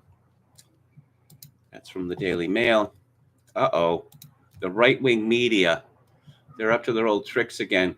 This is from Madeline Davison at MediaMatters.org. When President Joe Biden was diagnosed with a so-called rebound COVID-19 case, right-wing media seized the moment to attack vaccines, mask mandates, and other safety measures. Some right-wing media figures lied that Biden's repeat positive tests prove vaccines are useless. Yeah, that's an obvious lie. While others use Biden's illness to bash mask mandates and other COVID-19 safety measures. Biden is fully vaccinated. Does that means 3 shots, doesn't it? And so 2 booster shots. So that would be 1, 2, 3, 4, 5 jabs. Oh, apparently Paxlovid can cause patients to test negative and later test positive again. Oh, okay. Some right-wing media latched onto the fact that Biden had been vaccinated and boosted, but still got COVID-19 to lie that vaccines are ineffective. Am I taking crazy pills? If you get the jab and again and again and again and again, and then you get COVID-19 3 times, what does that tell you? What does that tell you about the efficacy of the jabs?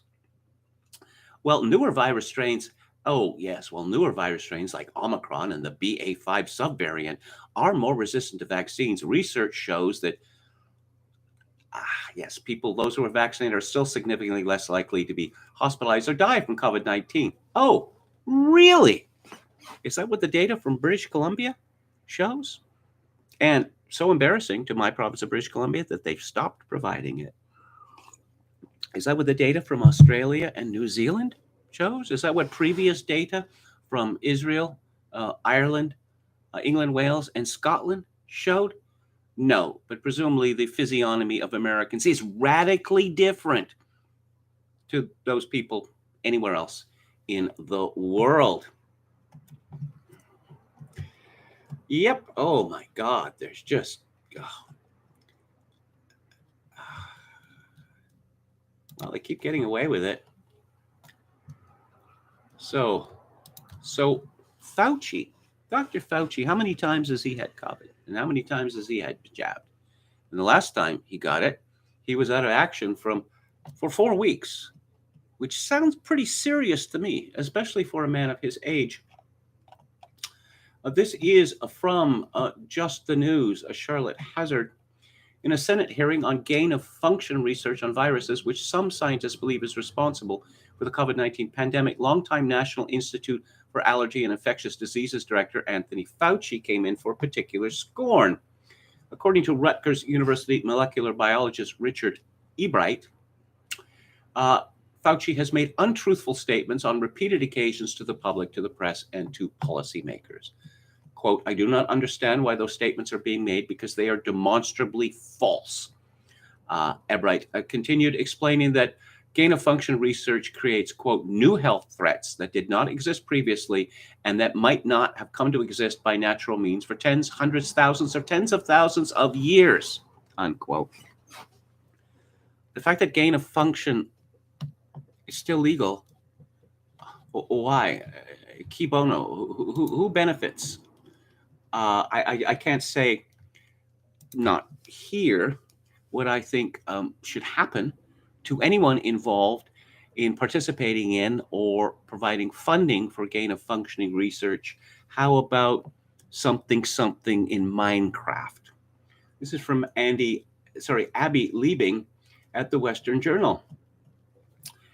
Dr. Fauci has once again sounded the warning bell over the corona doom, saying in an interview Tuesday that those who are not up to date on vaccines will get into trouble this fall and winter. Quote, if they don't get vaccinated or they don't get boosted, they're going to get into trouble. A large part of the U.S. population is not up to date on the COVID-19 vaccines. The Kaiser Family Foundation found that as of July 21st, 227.8 million Americans either had not received a primary series of shots or had not gotten a booster dose. That is about 70% of the population. Well, I guess they deserve whatever is coming to them, according to Dr. Fauci. How many times are these people, Fauci and Biden and Justin Trudeau, how many times are they going to get COVID? I'm pretty sure that they're going to get COVID and then they're just not going to mention it anymore. Okay. Maybe they'll stop quarantining themselves. Just too embarrassing. This is from El Ladani, a tweet provided by Kane at Citizen Free Press. A year after his classic Führer-style rant, newly unsealed court documents reveal that Justin Trudeau's government had no scientific basis for a ban on domestic travel by unvaccinated Canadians. It's a real shocker, isn't it? And COVID crime. This is from Robert Benzie at the Toronto Star. The ex-bureaucrats charged in the alleged theft of $11 million in Ontario COVID-19 relief funds have spent more than $1.1 million on their legal defense and now seek an additional $1.4 million. That's according to documents filed Tuesday with the Ontario Superior Court by Crown prosecutors who want to limit Sanjay and Shalini Madan from gaining further access to their assets. Oh, wait a minute. Right wing. Apparently, there's more right wing news coming up here. This is again from Kane at Citizen Free Press. Hyper vaccinated Australia sets new record for COVID deaths. And since about the 15th of July, practically straight up on the graph, because the vaccines are safe and efficacious. Ian Miller, or Ian MSC, tweets, with over 96% of the adult population fully vaccinated and 70% plus boosted, Australia has just set a new record for COVID deaths. Imagine if the media was interested in covering this instead of promoting experts and politicians blaming surges on the unvaccinated. Well, it's become, again, referring to Desmet, it's become a question of taboo. The unvaccinated are unclean in a ritual sense. That's why the experts will continue to demonize them, even given the data that we've been getting for many months now. We have another health crisis. I'm sure you all know about it. AIDS 2.0, aka monkeypox. This is from Dan Diamond of the Washington Post. Health and Human Service Secretary Xavier Becerra declared the monkeypox outbreak a public health emergency Thursday in an effort to galvanize awareness and unlock additional flexibility and funding to fight the virus's spread. Yeah, let's open up that money spigot. That's what it always seems to come down to. Tom Bethel observed decades ago that AIDS is less of a disease and more of a political program. And this is from the Washington Post by Fenit Nirapil and Amrita Jayakumar. As monkeypox strikes gay men, officials debate warnings to limit partners. Sex is a major driver of the global outbreak, but health officials and longtime HIV activists says calls for abstinence don't work. Oh, how about calls to not leave your house, or to be forced to quit your job, or not to be able to get on a plane or a restaurant, or to stay 6 feet apart and wear a mask? But of course, the those people are not member of a sacred class like male homosexuals. Dateline San Francisco. Thousands of gay men clad in leather, latex, and often much less partied along Folsom Street here last weekend during the annual Kink and Fetish Festival. Why don't you, Washington Post reporters, tell us about some of these kinks and fetishes? No, you wouldn't do it for several reasons. A lot of people wouldn't believe it. A lot of people would be so outraged, they might say something homophobic, and people might cancel their subscriptions to the Washington Post. Even after the city had just declared the monkeypox outbreak striking its gay community a health emergency, one day after the World Health Organization urged men to sleep with fewer men to reduce transmission, San Francisco public health officials made no attempt to rein in festivities or warn attendees to have less sex. As the CDC weighs whether to recommend limiting sexual partners, health officials in San Francisco, Chicago, and New York, and other U.S. cities battling surges disproportionately sickening gay men are avoiding calls for sexual restraint worthy of further stigmatizing same-sex intimacy, in the same way that gay men were allowed to donate blood because we don't want to stigmatize them. And how many people died because of that? But the death of innocence is far to be preferred than stigmatizing male homosexuals. Public health authorities typically emphasize safer sex over abstinence to prevent the spread of diseases through intimate contact. But monkeypox is presenting new challenges in calibrating the right message to stop the rare virus from becoming endemic while limiting government intrusion into the bedroom. Oh, so the Washington Post is worried about government intrusion now. Is it? I sometimes wonder why these MSM writers simply don't keel over and die of embarrassment from their hypocrisy. I'm going to move to Theater Thursday very shortly. But first, I'm going to take a look at the chat. From what I've read, pre-2020, it's more deadly in children, says Dan. I love the kink, says the new Barry MC, as did I and still do. Hello to British American. Normies now applaud Drag Queen Story Hour. They might not mind some of these kinks. I could name some of them that would, that would make you physically ill. And they're common. They're quite common. But the Washington Post isn't going to mention them because, as Andrew Sullivan reminded us, male homosexuals are virtually normal. They're just like us. They want to be, modest and monogamous. Sterling citizens. Who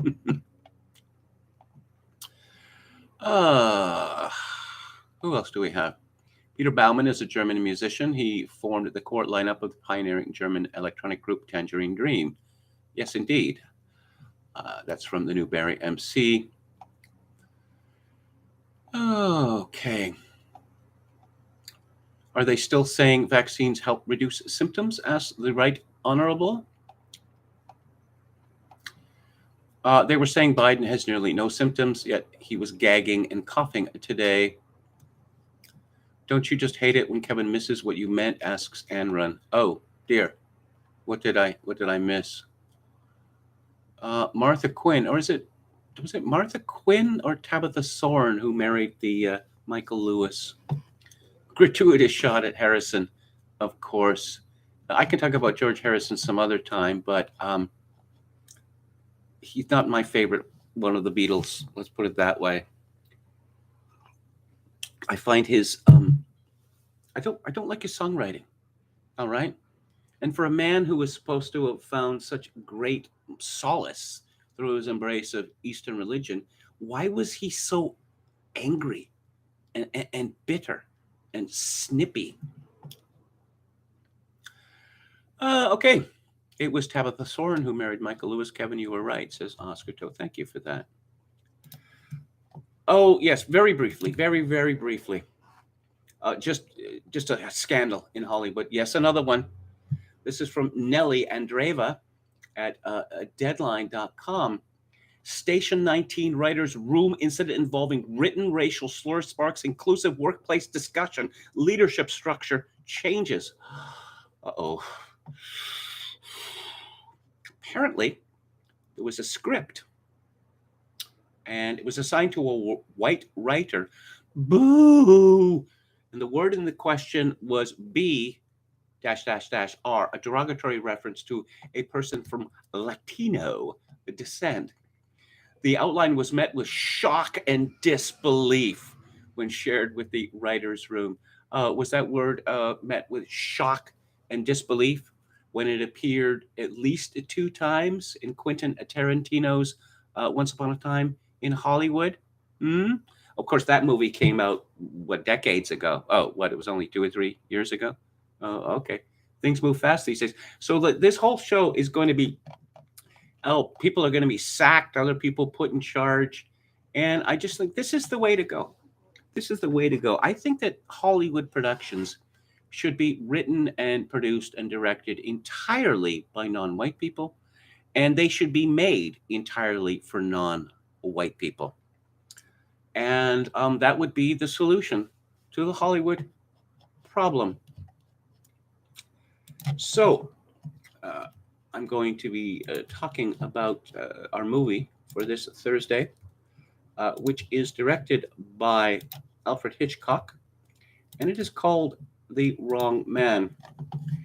And it is a strange movie in his oeuvre because it's not it's not funny. It's not funny at all. It's not jolly. It is not over the top in any way. And there is, of course, Hitchcock made many movies based on the idea of the wrong man. But again, in so many of these movies, there's just often, how would I say, almost whimsical in the treatment of this issue. And a big difference between other of his wrong man films is that typically in these films, there is a woman who at first might be an enemy, but becomes an ally. And in The Wrong Man, it is different. We have a woman who is a very strong ally initially of the wronged man, who becomes an enemy. And that woman is Vera Miles, one of Hitchcock's icy blonde. She doesn't start out icy, but she becomes icy later on.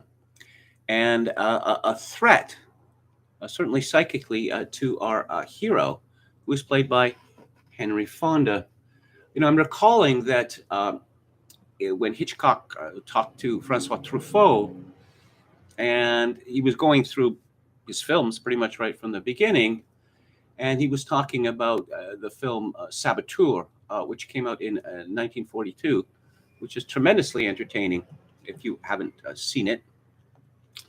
But he claimed that the film was a failure. I don't know, maybe Robert Cummings was associated too much with comedy. But he pointed to Priscilla Lane, who is the enemy who becomes the ally.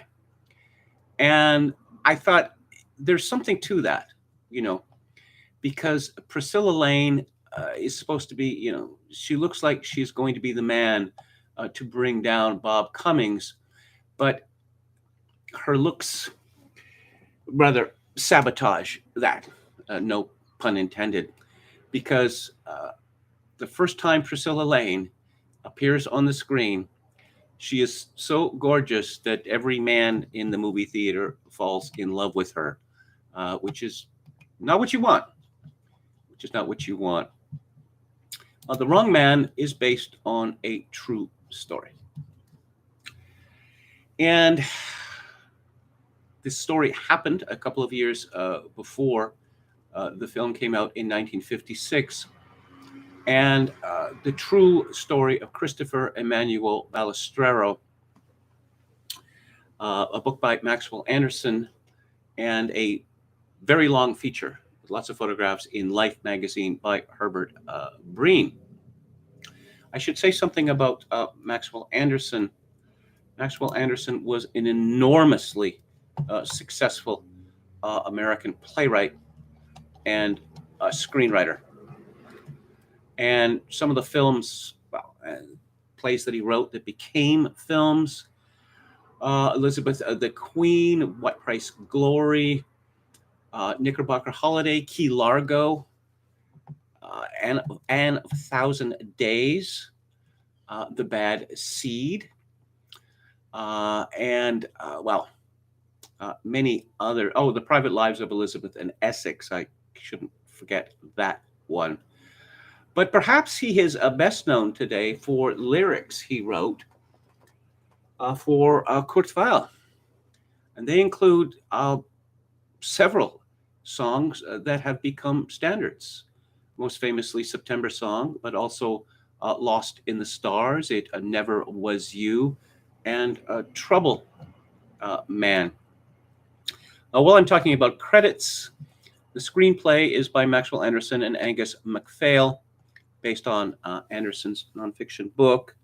The cinematography, which is outstanding, is by the great Robert Burks.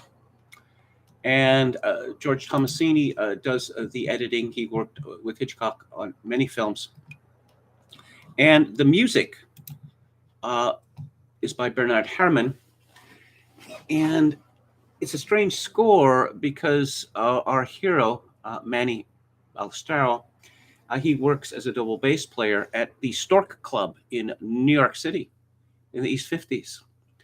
And so we get kind of a jazzy mambo music from the orchestra, but the rest of the score is rather subdued and often quite sinister.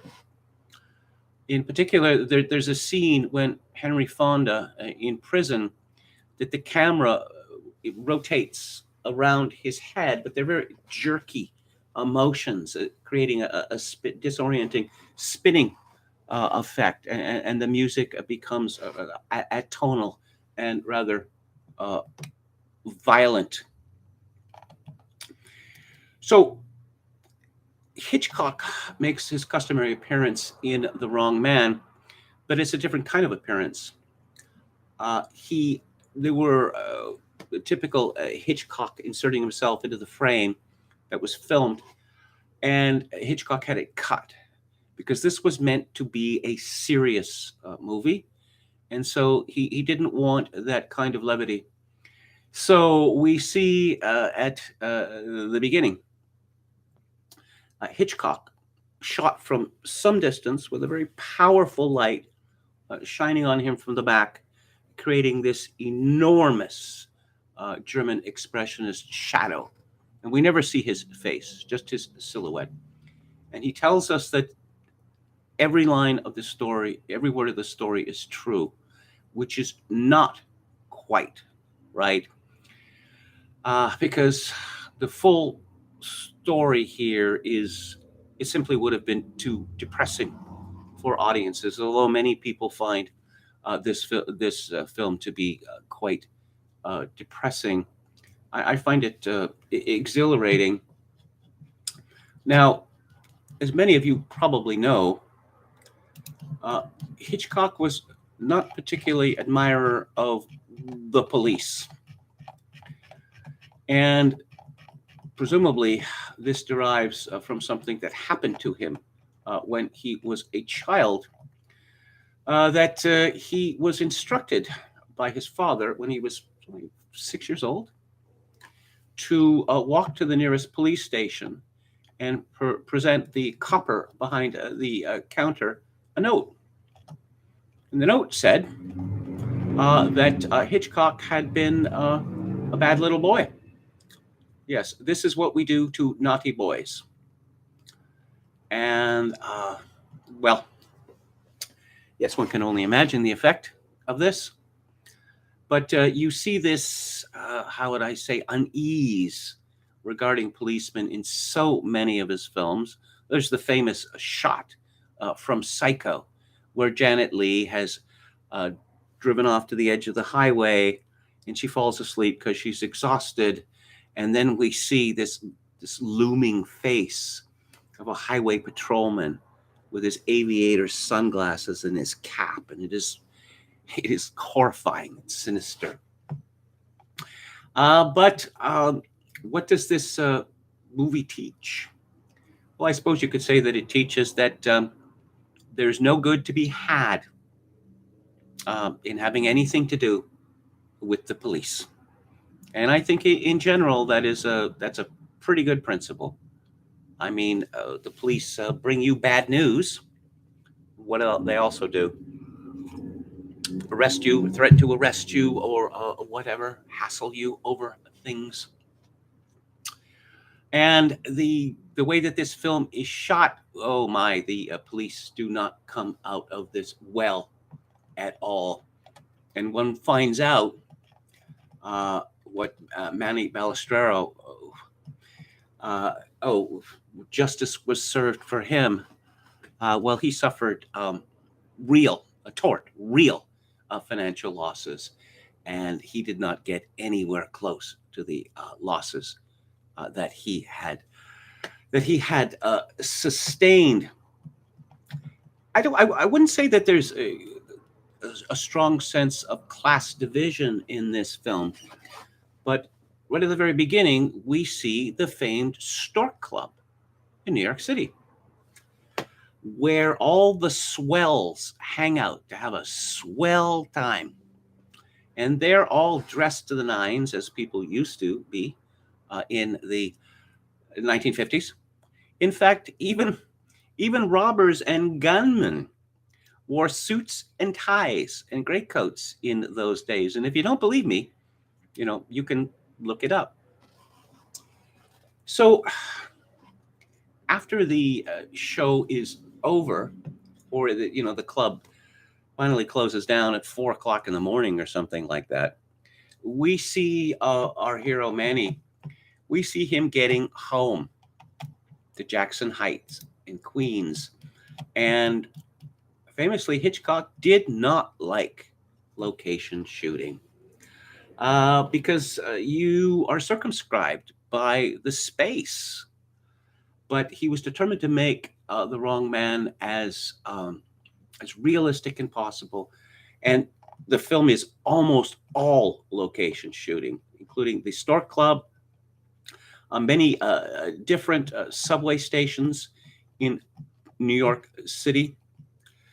And we see, well, it's a real home in Jackson Heights that was used certainly for the exterior shots. And we see a great deal of the neighborhood.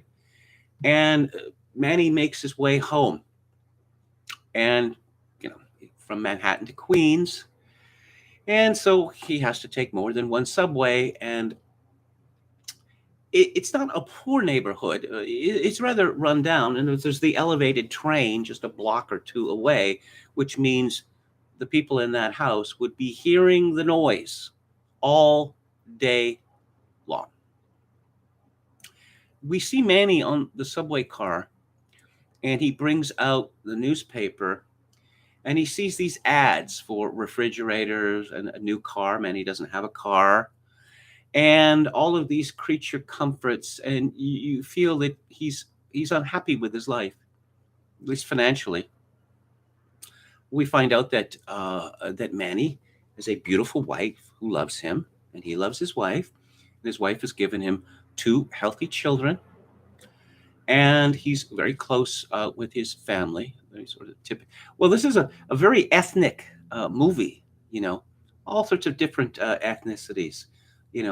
Irish, Italian, either, I suppose, Puerto Rican, and befitting, the distinction, at least at that time, between Manhattan and, outer boroughs. And it's a decent home that Manny lives in. But we see him looking at the horses that are running in Hialeah track in Florida. And we find out that Manny, he follows the horses. It's just sort of an intellectual exercise for him that he makes his choices, whether they finish first, second, or third, and how much money he put on them. And the next day he checks how well his predictions did. We find out later that he has very occasionally bet on horses and very occasionally been taken to the track, but he's intelligent enough to understand that it's a mug's game betting on horses for almost most people. We really get a sense of a New York City that is lived in this movie. You can go to a site called nycinfilm.com, and they've done an outstanding job of putting together all the location shots as much as is possible. When I saw the existence of a building called the Victor Moore Arcade, where the insurance office is located, as well as that, of the man who later becomes Manny's lawyer, I thought, Victor Moore? Would that be named for the famed actor Victor Moore? And I find out, yes, yes, indeed, it was. It's torn down now. And what else? Oh, yes, the police stations are real, and the jails are real. Liquor stores are real, and what the Queensboro Bridge, and my favorite shot, just a absolutely a gorgeous shot, which is taken, I would think at just before sunrise, and it is in front of the, let me get this straight, of a car. Yes, a car in the foreground, and the lights on the George Washington Bridge. Just as I say, a breathtaking shot. So Manny comes home and he takes the 2 bottles of milk. 2 milkman is left, and he checks in on his boys. The 2 of them, well, they're young. They sleep in the same bed, and his wife is awake. And Manny has been worried about his wife. She hasn't been sleeping well, and she has a problem with her teeth. She has 4 impacted wisdom teeth, and the dentist says that they need to come out, but it's going to cost $300. That doesn't sound like a lot of money, but keep in mind this is 1956, and Manny's salary as a musician at the Store Club was $85 before tax.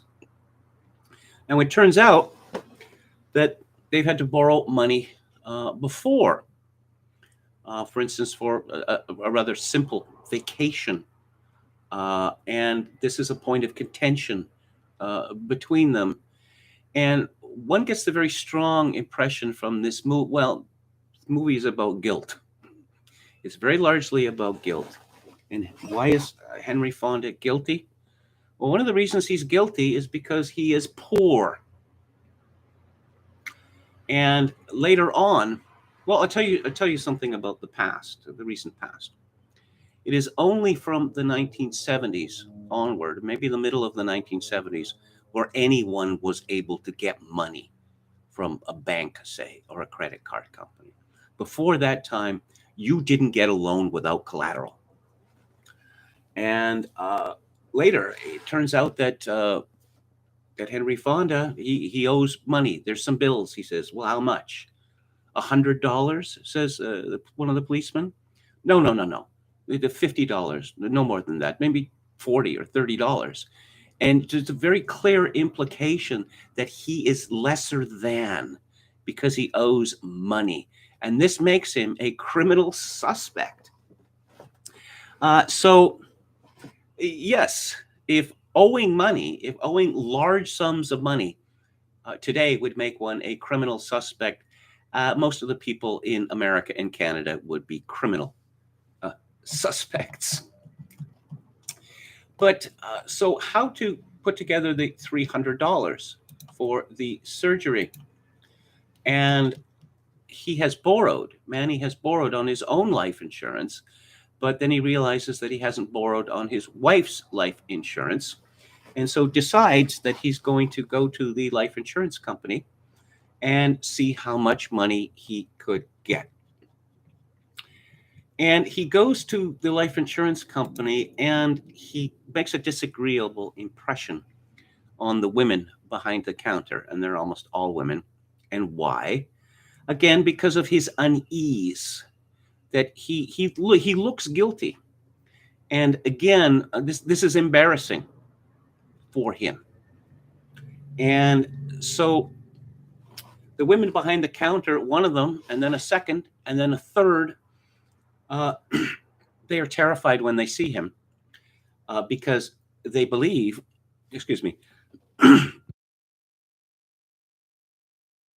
believe he is the same man who has robbed at gunpoint the same branch of the insurance company on 2 previous occasions in the very recent past. And we see this mass formation happening in this scene, with the women becoming increasingly hysterical. Is that him? Yes, it's him. Well, if she says so, I have to say so. And if they say so, I have to say so. And we see this play out again later in the movie at police headquarters. Now, when you think about it, the idea that this man was the same man responsible for previous robberies is absolutely absurd, because he shows up at the insurance office, and it's not, it's not in and out. He's waiting there for several minutes so everyone can get a real good look at him, and he passes his wife's insurance policy, thereby giving the employees at the insurance company not only his name but also his address. Who would do that? I suppose it's possible to imagine a robber, as stupid as to do that, but it's a very, very long shot. So the police are called, and we meet the policemen, and they're very impressive, I have to say. I mean, they're impressive. Especially their casting. Harold J. Stone plays. Let's see, what's his name is Lieutenant Bowers, and Charles Cooper plays Detective Matthews. Howard J. Stone, if you've seen a lot of movies, if you've seen a lot of TV shows of the 50s and 60s, say, you will have seen him. And interestingly, in synchronicity style, he was in a famous production of One Touch of Venus, which, of course, is Kurt Weill. And the other, well, I should mention the differences between them, that Harold Stone is playing what you might call the good cop, whereas Charles Cooper is playing what you might call the bad cop. Now, so there is this great distinction between the powerful Hebrew physiognomy of Howard Stone and that of Charles Cooper. Cooper looks as if he could have been, a baby-faced gangster in a Warner Brothers gangster film. Of course, this is a Warner Brothers Pictures, and these two police detectives are detestable. Harold Stone, his act of, oh, I'm your friend, I'm just trying to help you, and everything that he does is an attempt to entrap Manny. Meanwhile, Charles Cooper's detective has this smirk on his face, almost continuously, such that you want to slap his face. And they stop him just as he's going to enter his house in the early morning. And we want to talk to you. Oh, okay. What about? Well, let's go. Let's go downtown. Let's go to the station. What about my wife? Oh, you don't have to worry about that. But my wife, she wants to know what's happened to me. Oh, don't worry about that. We'll take care of it. So clearly, they could have let him in. Oh, the police want to talk to me. What about? I don't know. I'll tell you later. But instead, they're trying to, infuse him with panic, because he's constantly going to be worrying about his wife's worry. And so they take him and they ask him some questions, about the insurance agency, and what were you doing there? Oh, yes, I was looking to borrow some money. For what? For dental surgery. Oh, dental surgery. Yes, it's as if no one ever has to have dental surgery, and dental surgery isn't expensive. This is obviously a made-up story. I'm reminded watching this film, especially since it is a true story, that you often hear about the police framing innocent people. Well, occasionally that's what happens, but typically what the police do is they frame guilty people, or they frame people that they are certain that are guilty. The problem is they don't have the evidence to stand up in court. And that's what we get here. So he's taken to these various places that have been robbed, and he's told to do a promenade through these stores. And of course, he is absolutely terrified and he looks shifty as all get out. Walk to the end of the store and then walk back. And they do this several times. And of course, the police have called beforehand. We're sending someone to do a little promenade for you. And of course, the circumstances of this stunt is that, of course, they're all going to think that he is guilty. Because, of course, why would the police do this if he was not guilty? Then they ask him they want a sample of his handwriting. And here is the note that was used to obtain money at the insurance agency. We want you to copy the note. Of course, none of this stuff would make sense to anyone who has watched the last, not quite 60, like 55 years of police procedurals. First, don't talk to cops. Second, don't say anything without a lawyer. If the police act as if you're your friend, they are not your friends. So they're just convinced that they have the right man, and they're going to do whatever it takes. It's just these horrible insinuations that he's a bad man because he owes a few bucks, or the fact that his wife needs dental surgery and he doesn't have the cash up front. Again, he's a bad man and capable of anything. So he's identified by some of the ladies from the insurance company in a very dubious scene, which later at his trial leads to a mistrial. And so then he's imprisoned. Now, I'm going to talk about the reviews a little later. There's not a lot of plot in this film. There's not a lot of incident in this film. This is a psychological drama about the effect of a wrongful accusation on a husband and wife. And the scenes where we see the process of Henry Fonda being booked and taking his fingerprints and handcuffed, and finally led to a cell. And we see the chief of detectives. Oh, so this is the man. So, what were your insurance agency for? Because I needed $300 for my wife's dental surgery. Well, you're going to have to come up with a better story than that. Sounds like a perfectly reasonable story to me. But the photography in this section is quite extraordinary, and it really reminded me of Robert Bresson, in that we see a lot of Henry Fonda's face, but then we see a lot that is not Henry Fonda's face. For instance, shoes of men who are in a police van, and close-ups on hands, and ceilings, and such like. And this to show Henry Fonda's a disorientation. I suppose Henry Fonda, one of the greatest American actors of the 20th century, he would be described as the strong, silent type, and a type which has disappeared from movies. The fact that Henry Fonda was tall, but thin. He looks gaunt in this film, which makes it perfect casting. Just a little something different here.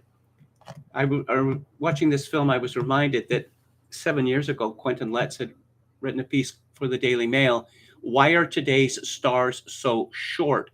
Actors were once strapping hunks and muscular specimens. Now the modern leading man is more likely to be required to burst into tears. So let's see. Clark Gable was 6'1". Burt Lancaster was 6'1". Cary Grant was 6'1.5". Sean Connery, 6'2". Victor Mature, 6'2.5". Johnny Weissmuller, 6'3". Gregory Peck, 6'3". Gary Cooper, 6'3". Charlton Heston, 6'3". Christopher Reeve, 6'4". Clint Eastwood, 6'4". John Wayne, 6'4", and Christopher Lee, 6'5". Taller men or more, imposing. Henry Fonda was 6'1.5".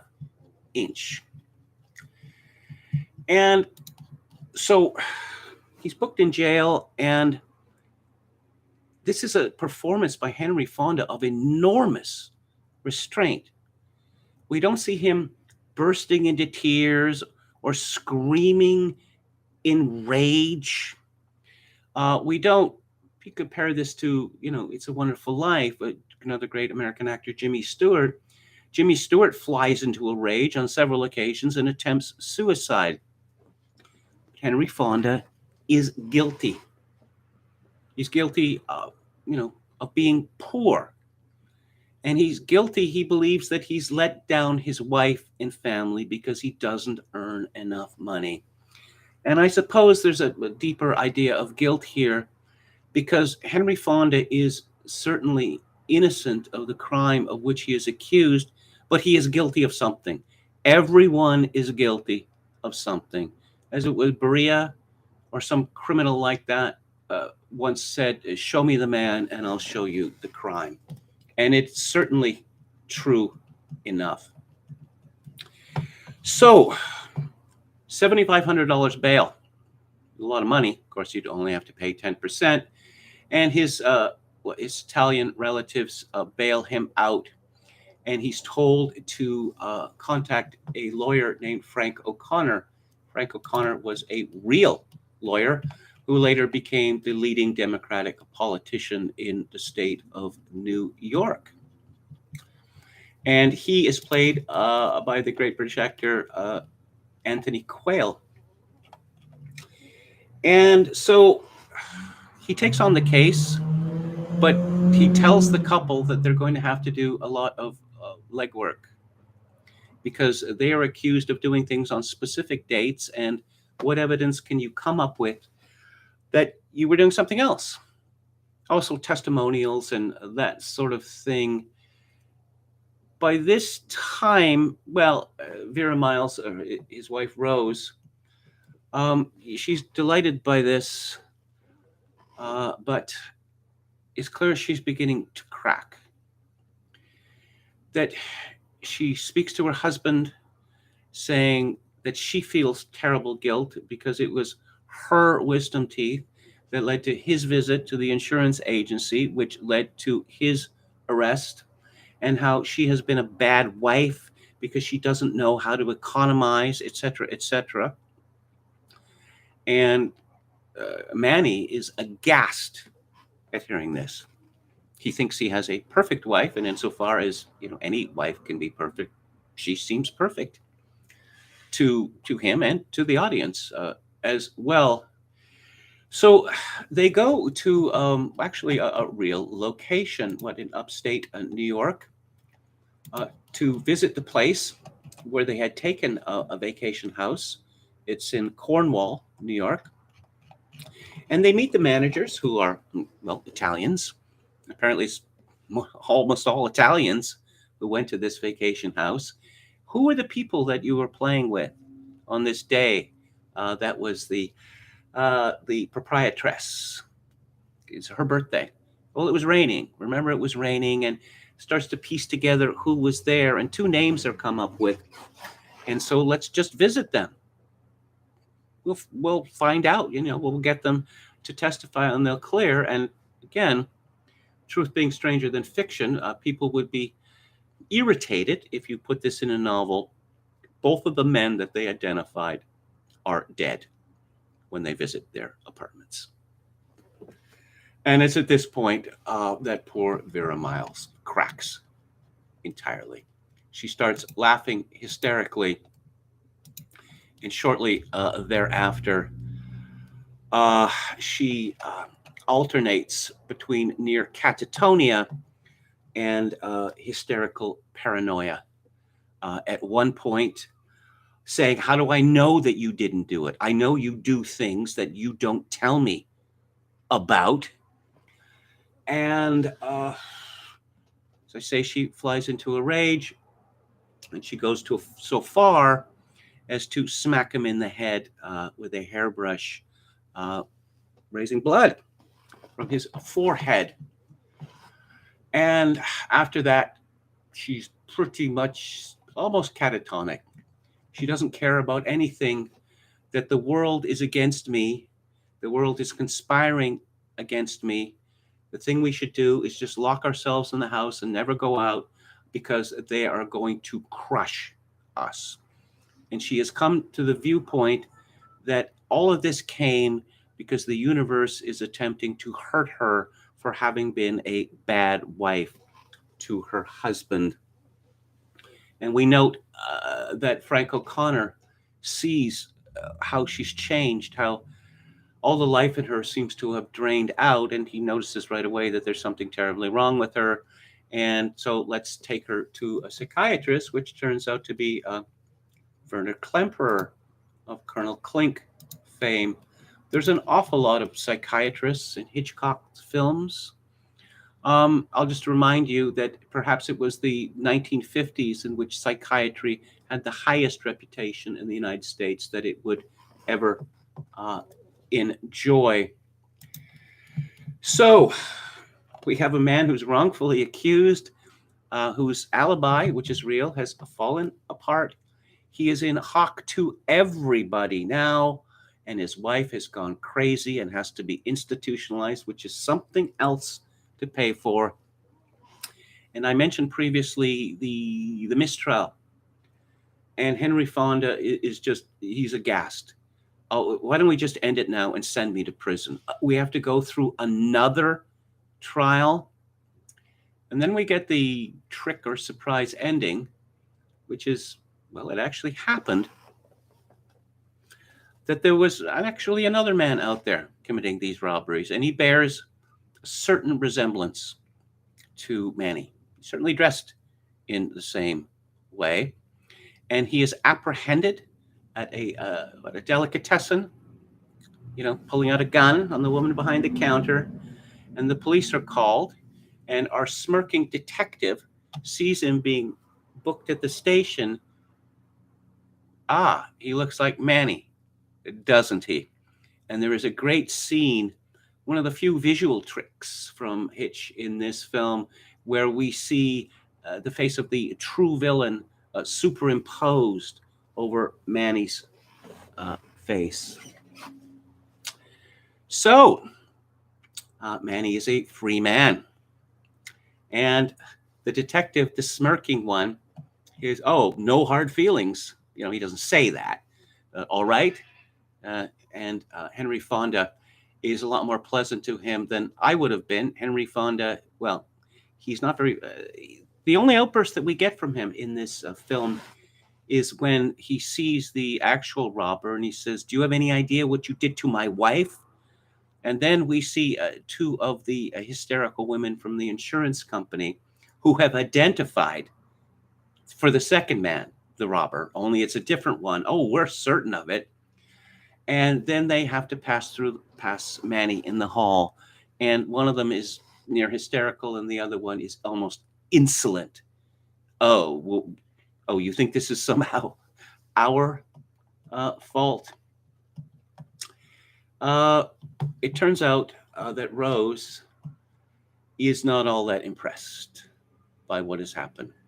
She is still almost catatonic, and in her sanatorium, she tells Manny, well, this is good news for you, but not for me. And the nurse says, or attendant says, well, you should go now, but come back later. And, maybe this will clear up. And we get a title card at the end saying that she made a complete recovery. They'd moved to Florida. She didn't make a complete recovery. Alfred Hitchcock was baptized a Catholic. He was educated by the Jesuits. He was married as a Catholic, and his funeral was a Catholic funeral. This is the most Catholic of all his films. He made another film, Little Watch, in the 1950s called I Confess, starring, Montgomery Clift, which is set in Quebec City. Quebec. Very handsome it is, too. Very exciting movie. We find out that Manny carries a rosary around with him at all times. And then later we see him praying the rosary in the courtroom.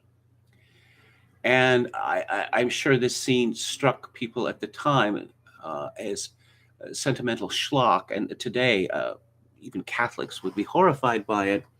We see him talking to his mother, and she asks whether he has prayed. And he says, "Yes, I have. I pray for strength." And then we see him looking at one of those cheap reproductions of the Sacred Heart of Jesus, which is on one of the walls of his house, and he begins praying. And then we see his mother praying. And suggestion, I suppose, is that prayer is actually valuable.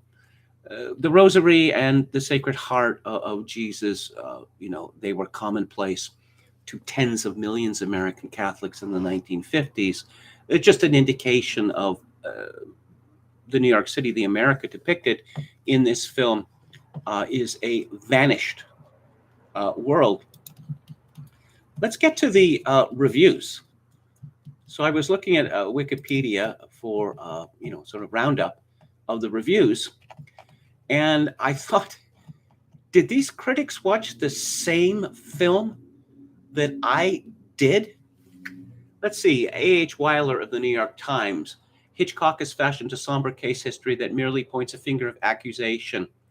Yes, frighteningly authentic. The story generates only a modicum of drama. Okay. Philip Scheuer of the LA Times. As drama, unhappily, it proves again that life can be more interminable than fiction. Richard Coe of the Washington Post, having succeeded often in making fiction seem like fact, Hitchcock in The Wrong Man now manages to make fact seem like fiction, but it is not good nor interesting fiction. John McCartan of The New Yorker, Hitchcock makes a good point about the obtuseness of a police group that holds firm to the belief that everyone is guilty until proved innocent, but his story of the badgered musician is never very gripping.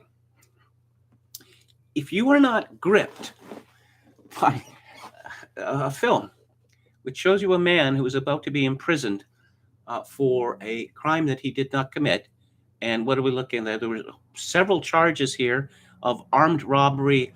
What would we be looking at? A sentence of somewhere between 10 and 20 years in prison. And the strain of this has driven his wife insane. And superb acting from Vera Miles. Again, restrained. Very restrained. Now, of course, critics think much more highly of the film.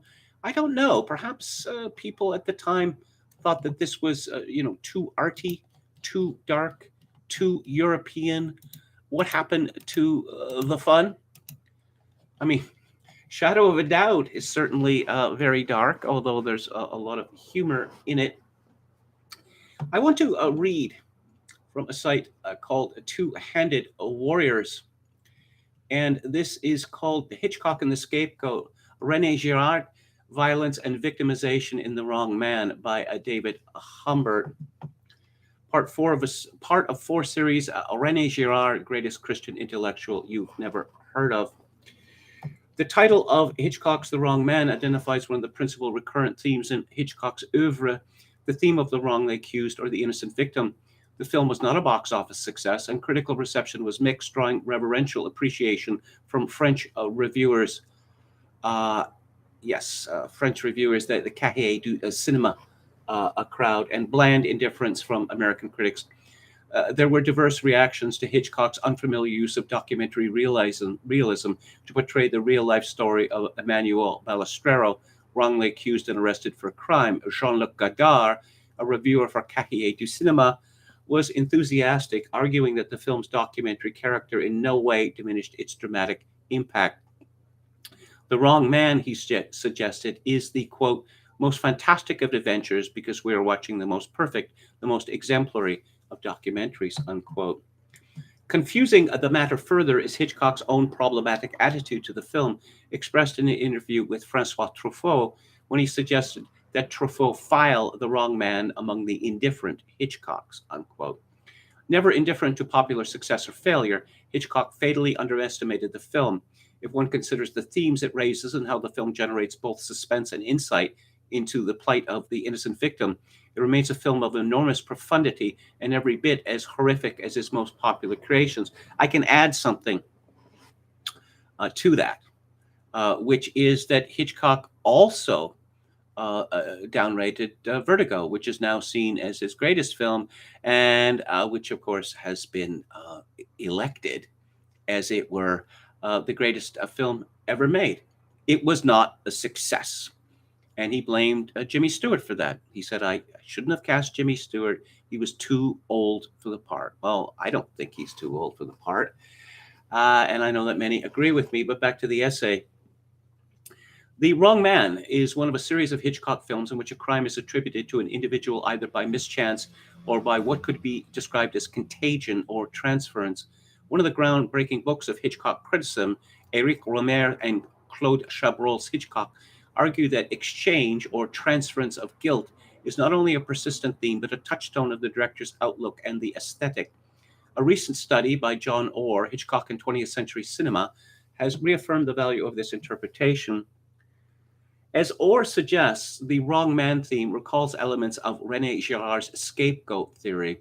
Though Hitchcock has stated that the innocent victim is one of his most cherished themes, Girard has only rarely been employed to explain its significance. Slavoj Zizek has suggested that the wrong man, quote, epitomizes the Hitchcockian vision of a cruel, unfathomable, and self-willed God who sadistically plays with human destinies, unquote. If one examines the film from the point of view of Girard's theory of the scapegoat, however, the plight of Manny Balistrero is only inadequately understood as a confrontation between a solitary individual and an absent God.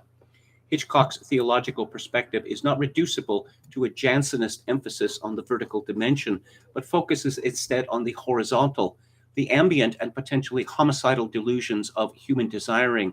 Hitchcock is far more interested in revealing a fallen humanity that arbitrarily persecutes and victimizes than an arbitrary God. What the wrong man reveals is not divine abandonment, but the horizontal operations of mimetic desire and the scapegoat mechanism it engenders. Girard's theory of the scapegoat is a theory of the origins of sacrifice. It suggests that historical collective murders stand at the inception of primitive ritual sacrifice. Myths and rituals both disguise and memorialize these traumatic, violent origins. A central concept in Girard's thought is that of contagion. Both contagious transfer and the mythic distortion of collective murder are illustrated in Girard's analysis of the figure of Oedipus. In Sophocles' Oedipus the King, Oedipus is revealed to be the cause of a deadly plague in the city of Thebes. He is said by an oracle to pose a danger to the city because he is polluted with the blood guilt of parricide and incest. Girard has argued that Oedipus plays the role of a scapegoat, a blameless victim who carries the stain, not of original guilt, but of original violence. Guilt is assigned to him in the myth and in the tragedy as a means of disguising not only his innocence, but the violent collective murder that lies in the background of the myth.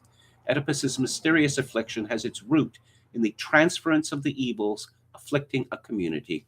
The blame assigned to Oedipus reflects the blame assigned to the victim of violent persecution. The attribution of crime and evil to an innocent victim, of course, is neither arbitrary nor motiveless, according to Girard, but is a response to real social danger.